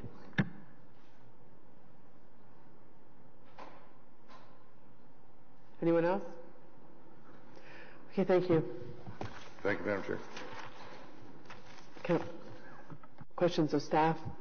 Go ahead, though. You tell me when you want to speak. Yeah, I'd like to start just to maybe set the table for the discussion. First and foremost, colleagues, I do think that we have mutual respect in items that we bring to committee, and when items are not in our ward, they do not influence us as much unless they are citywide impacts. As you know, in Sandy Hill, over the last 7 years, we've had 7 reports that relate to the bunkhouse issue. It started off with my first year being elected in late 2010, early 2011, where we brought in an interim control bylaw on conversions. And since then, we're only trying to capture the issue. I'll finish, and I'd have questions for Mr. Smith and Mr. Mark, but my understanding is that the purpose of an interim control bylaw is to capture an emergency situation and not necessarily to inform property owners of that issue so that the city can further review and analyze and come back with zoning solutions on the matter. That's why, if you recall, there's a lot of reference to the 70 Russell issue. We have to keep in mind that in Sandy Hill, one of the measures that we landed over the 6 different reports, one was the site plan light, which meant that someone couldn't just walk in to the development review office downstairs, submit their floor plans and building, and get a go-ahead. They required site plan. that required site plan, even if I didn't agree with the zoning, didn't give me the tools to not allow the development to proceed. So when the applicant wasn't properly informed by his team that there's nothing we could do, even if we don't like the number of bedrooms, even if we don't like the inside layout, if it meets the building code that was required at that time, we can only work through site plan issues. That said, we did inform the applicant that we were not comfortable with the amount of bedrooms that they were proceeding with, but that was not a tool that we could hook in the site plan discussions. So doing the bit of aside, because I know there was references to the 70 Russell, what happened with the 70 Russell is that a similar type of building, but the building was, in my belief, of heritage significance. And the only way to bring that to committee's table, I don't want to burden committee's efforts. I didn't bring all of the bunkhouse issues, all the site plan issues to committee, but we chose that one for strategic reason, for the interim control bylaw purposes, but also because we wanted to make a hearing of the heritage components of the 70 Russell property. If you remember and recall, there was lengthy discussions on the type of built form, the amount of bedrooms, and why bunkhouses weren't desirable. The word from our legal team at the time was to say, committee doesn't really have a hold and a decision to make at that point because it's a site plan, and there's no real site plan issues on the 70 Russell. That's why I then pull the delegated authority and allow the staff proceeding to continue.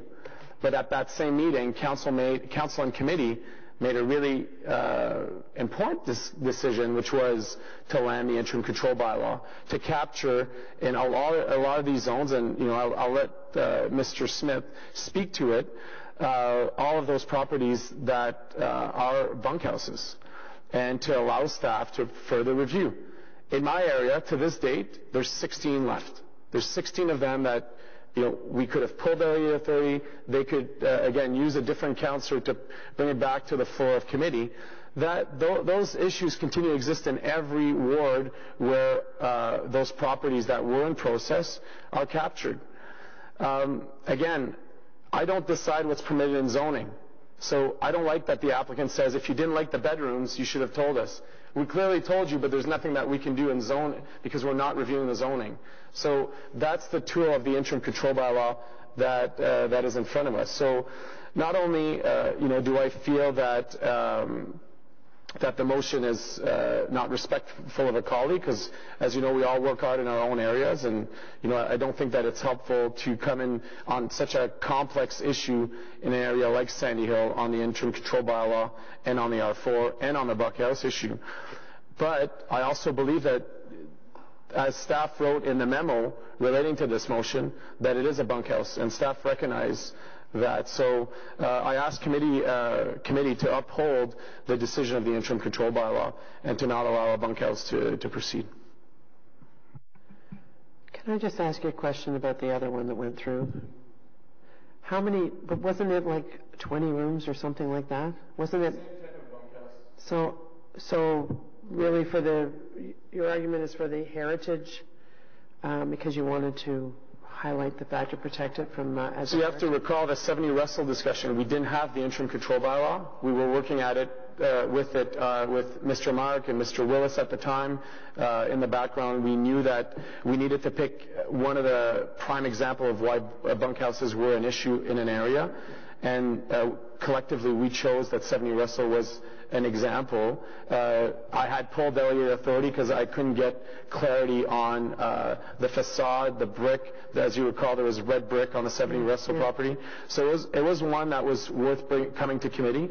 But from the legal staff's, when legal staff presented to committee saying, committee, I don't know what you're going to vote on really. You only look at the site plan. There's nothing in zoning. There's no real infraction to the site plan. So I, at that point, removed delegated authority and allowed staff to proceed with the work on that front. So you have to understand why it's confusing. because it does sound from what Mr. Marks said too, is that the property that we've had the delegations over today was actually farther advanced in the process, and yet it's being punished when the other one wasn't. And I think that first of all, I agree with you about the fact that it's not a local. You're the councillor, and nobody in this room enjoys this. I think it's a situation of people wanting fairness in it, and maybe to find a way that doesn't open the door for all the rest of it that we're trying to stop, and doesn't put it at the discretion of an Ontario Municipal Board appeal whenever that time comes, and that sort of thing. And I think, you don't have a machine here, which we know in this city, we know, who are out there picking neighborhoods to attack. This is somebody who is, they're not. Yes, please, go ahead.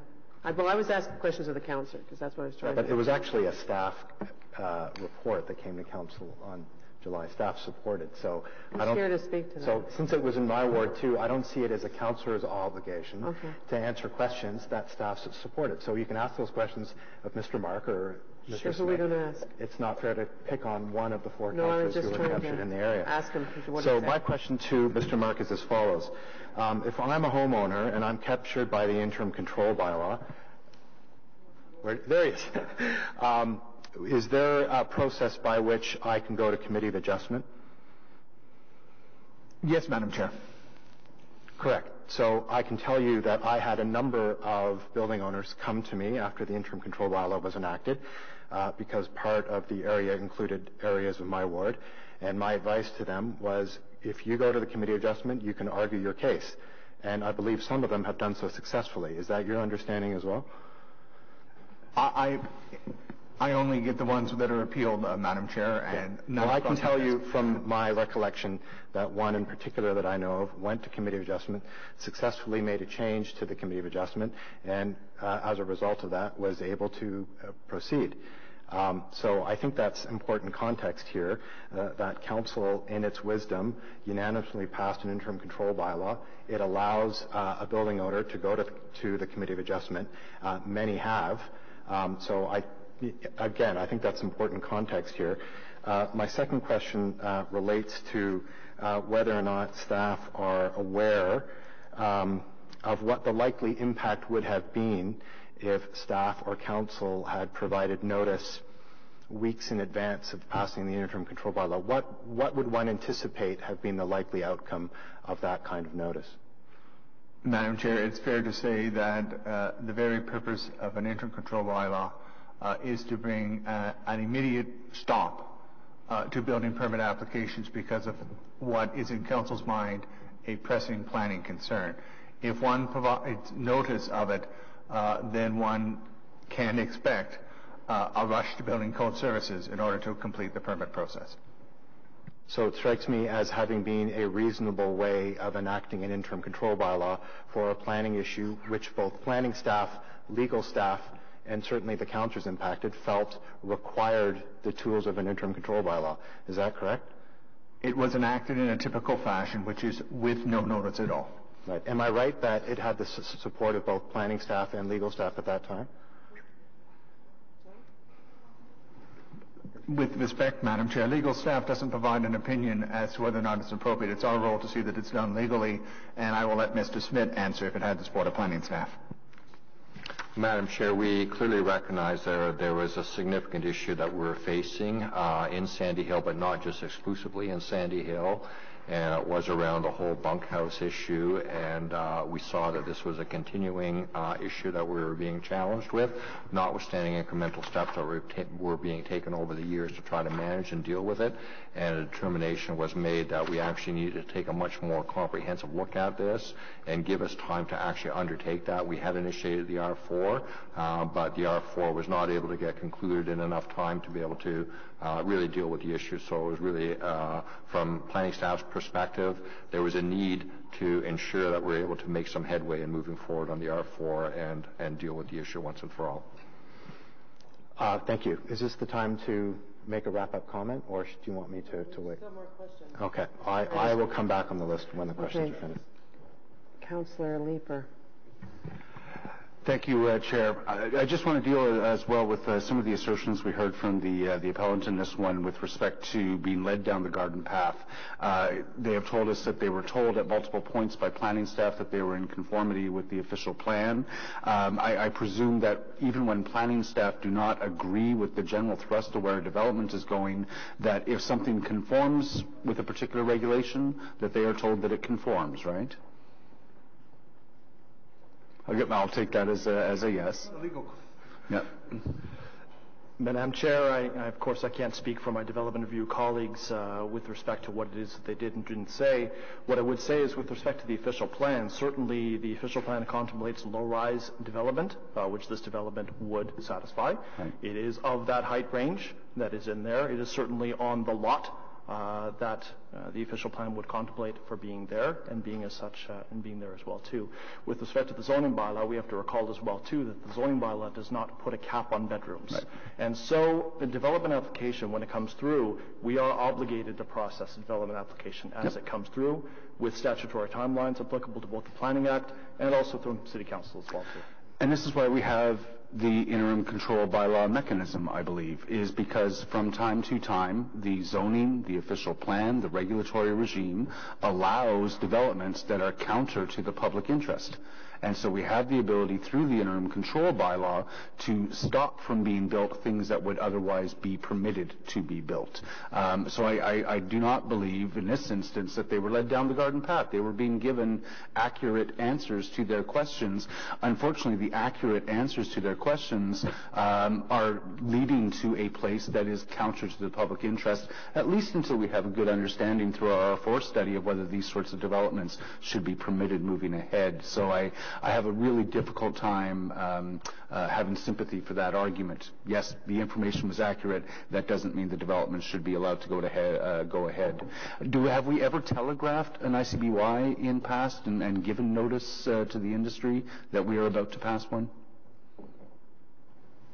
I am relying on the fog of my memory, Madam Chair. I think that one of the intercontrol bylaws that were done in Ward 12 by the current council's predecessor may have had some notice. But otherwise, whenever we've passed these, it generally comes as a surprise to the industry.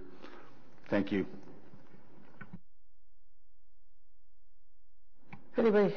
Councillor Kakish? Anybody have any more questions?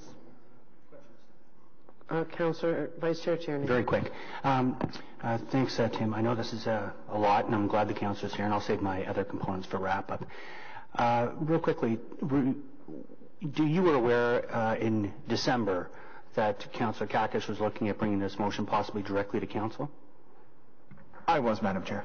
And was the councillor aware of that as well? No, I don't believe. Certainly, I had not advised the council. Matt, did you know that? Don't recall. Okay, good. So just so you know, from December until now, at the request of many people saying, to be able to go through appropriate process, to go through committee, this is the channel we should use. And myself as vice chair, I'm there to help assist in moving motions for people that don't sit on this committee. That's how it got to this point. I think this is also allowed for great dialogue and discussion around the table, but I just wanted clarification on that if the councillor was informed. Do we inform councillors when things go to councillor that affect their ward? Madam Chair, certainly when the matter becomes public, I ensure that all appropriate people are informed, and so the moment the motion was introduced to council, I informed the ward councillor, I informed the applicant. Okay, interesting. Thank you. Question, Councillor Cloutier. Mr. Mark, what prevents the applicant from going to Committee of Adjustment now? Nothing. And they would decide, there would be a resolution one way or another based on the 4 pillars of the Committee of Adjustment? That's correct. To be fair to the applicant, there's a fee that has to be paid, and there is a process associated with it, but nothing prevents him from going. Thank you.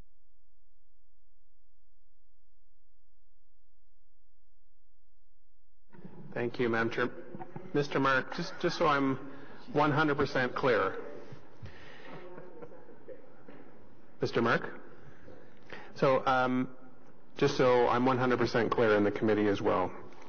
The main argument from the delegate today that we were so far along in this process and we didn't get notice that the interim control bylaw motion was coming and it nailed us at the last second, or are there any issues where there were delays caused by the city which contributed to them not getting through this process before the interim control bylaw went into effect?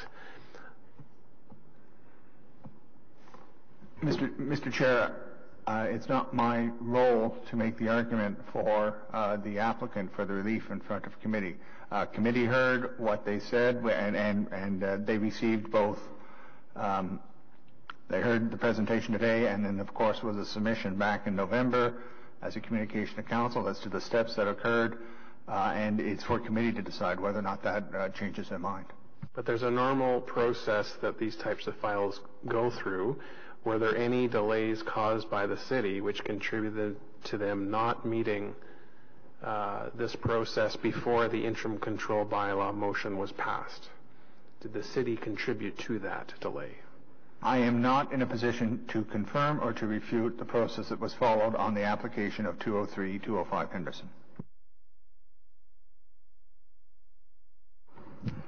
Looking around to see if there's any further questions of staff at this point. Seeing as there's none, wrap up.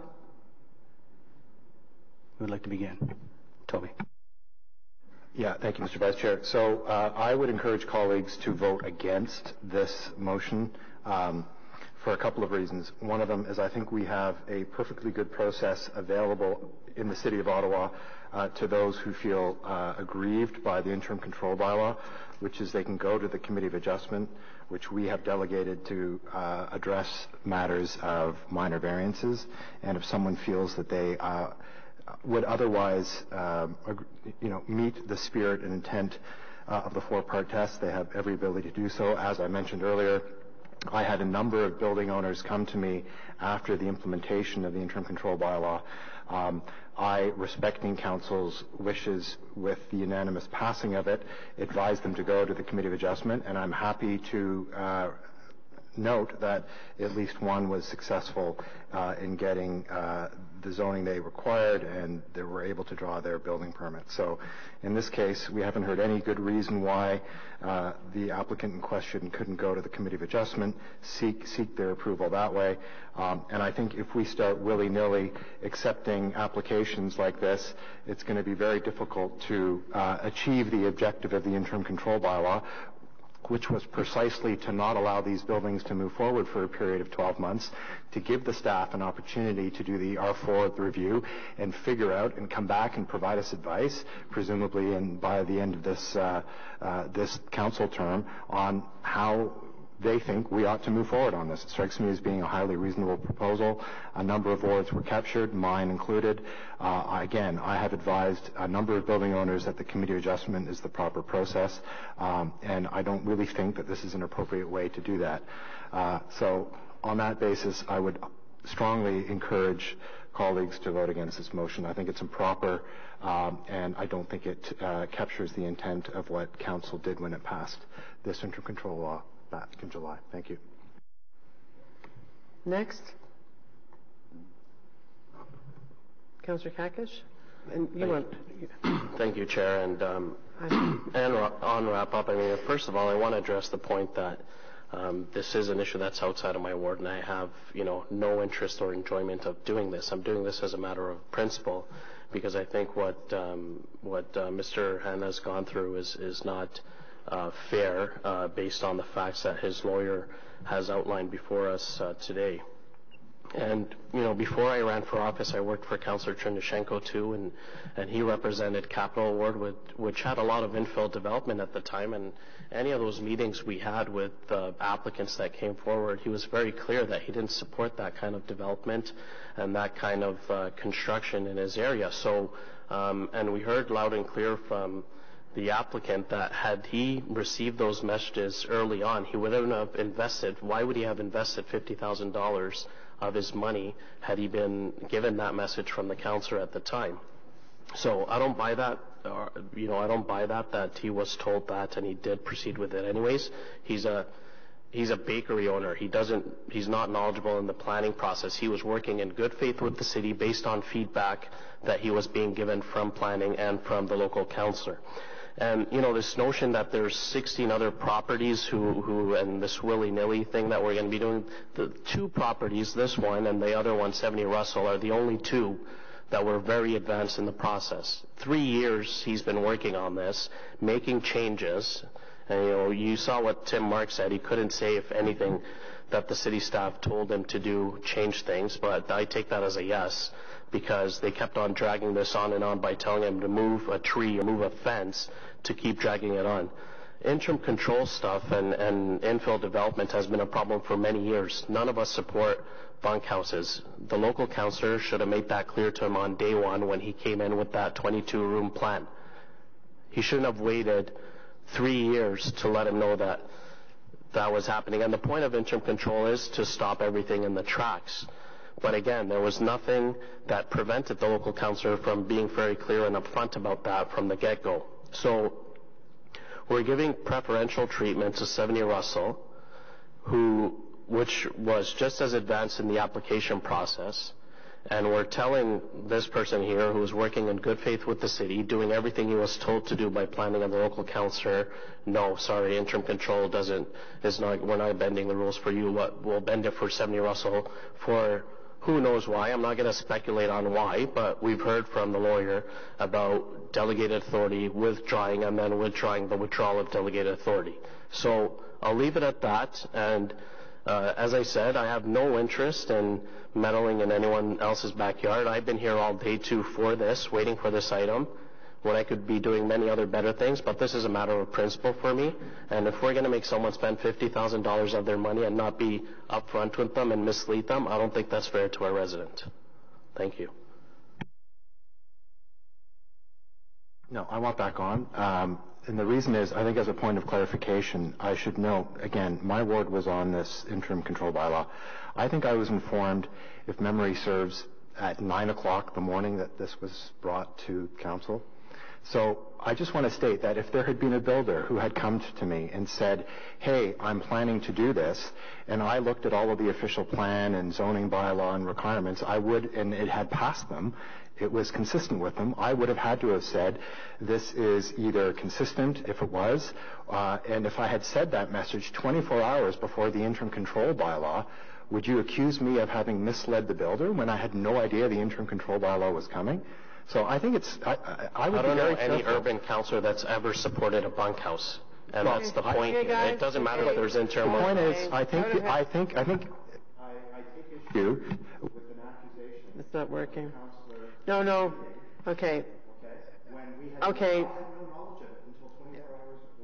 You know what? So I think that's important clarification. It's been a long day, and it's almost like a question of being put the question, but I think that Councillor Fleury has to have an opportunity. Are you finished yet? You're done? Sure? Councillor Fleury. Yes, Madame la Présidente. I think I was clear about 70 Russell, so I don't want to go back there. And I think the purpose of this 70 Russell was to drop the interim control bylaw. So I don't think I need to go back there. We are in full mode for the interim control bylaw, and David Wise and his team is coming forward with the R4 at some point this year, which I'm confident will bring some resolution to the bunkhouse issue. I don't think there's a resident in Sandy Hill, I don't think there's a property owner in Sandy Hill that thinks that the bunkhouses are desirable or that I'm supportive of them. So when I hear a colleague saying we weren't clear, I think we're confusing the fact that if you meet zoning, we have to work with you on the site plan. So we could disagree with the amount of height, we could disagree with the amount of bedrooms, we could disagree with everything, but if it meets zoning, it's not a point of discussion. So it's not a starting point. So, I know it's frustrating for communities that don't have necessarily to deal with site plan all the time, but in this context, in a lot of urban contexts, the zoning's in place. We work through the site plan components. I want to go specifically for this application in the context of the interim control bylaw, and that will be the end of my comments. So the development is in contravention of criteria A and C of the interim control bylaw in the following matters. The principal dwelling unit proposed for 203 Anderson will include 7 bedrooms and exceeds the 120 square meters floor area. The principal dwelling unit proposed for 205 Henderson will include 8 bedrooms and exceed 120 square meters on the floor area. The total area of 203 and 205 Henderson include both principal dwelling units, and all included secondary dwelling units exceeds 500 square meters in total floor area, which again are the goals of the interim control bylaw. So in my mind, I asked committee members, there's 16 applicants that spent money and their effort in bringing forward applications. Some are more or less advanced. That's nor here nor there. The idea is that when this committee approved the interim control bylaw, when council approved the interim control bylaw, it set parameters. And this property was captured in the parameters. It's clearly a bunkhouse.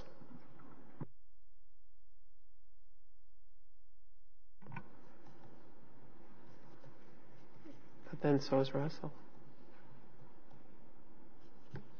Right? Never mind. Are we done? Yeah. Everybody's done? Okay.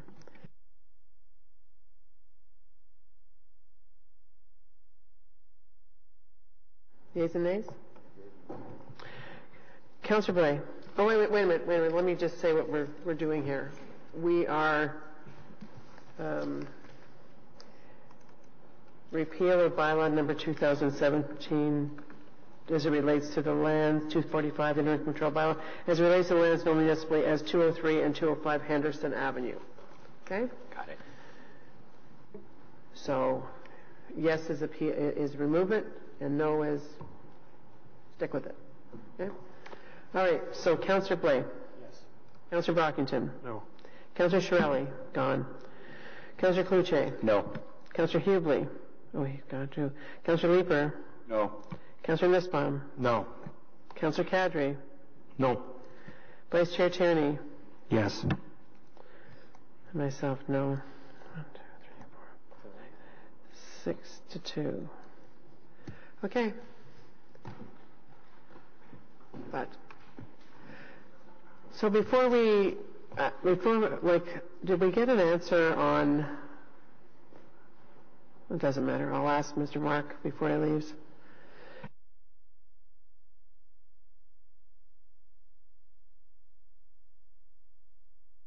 Oh, we haven't done everything. You have a notice of motion. Vice Chair Tierney, you have a notice of motion.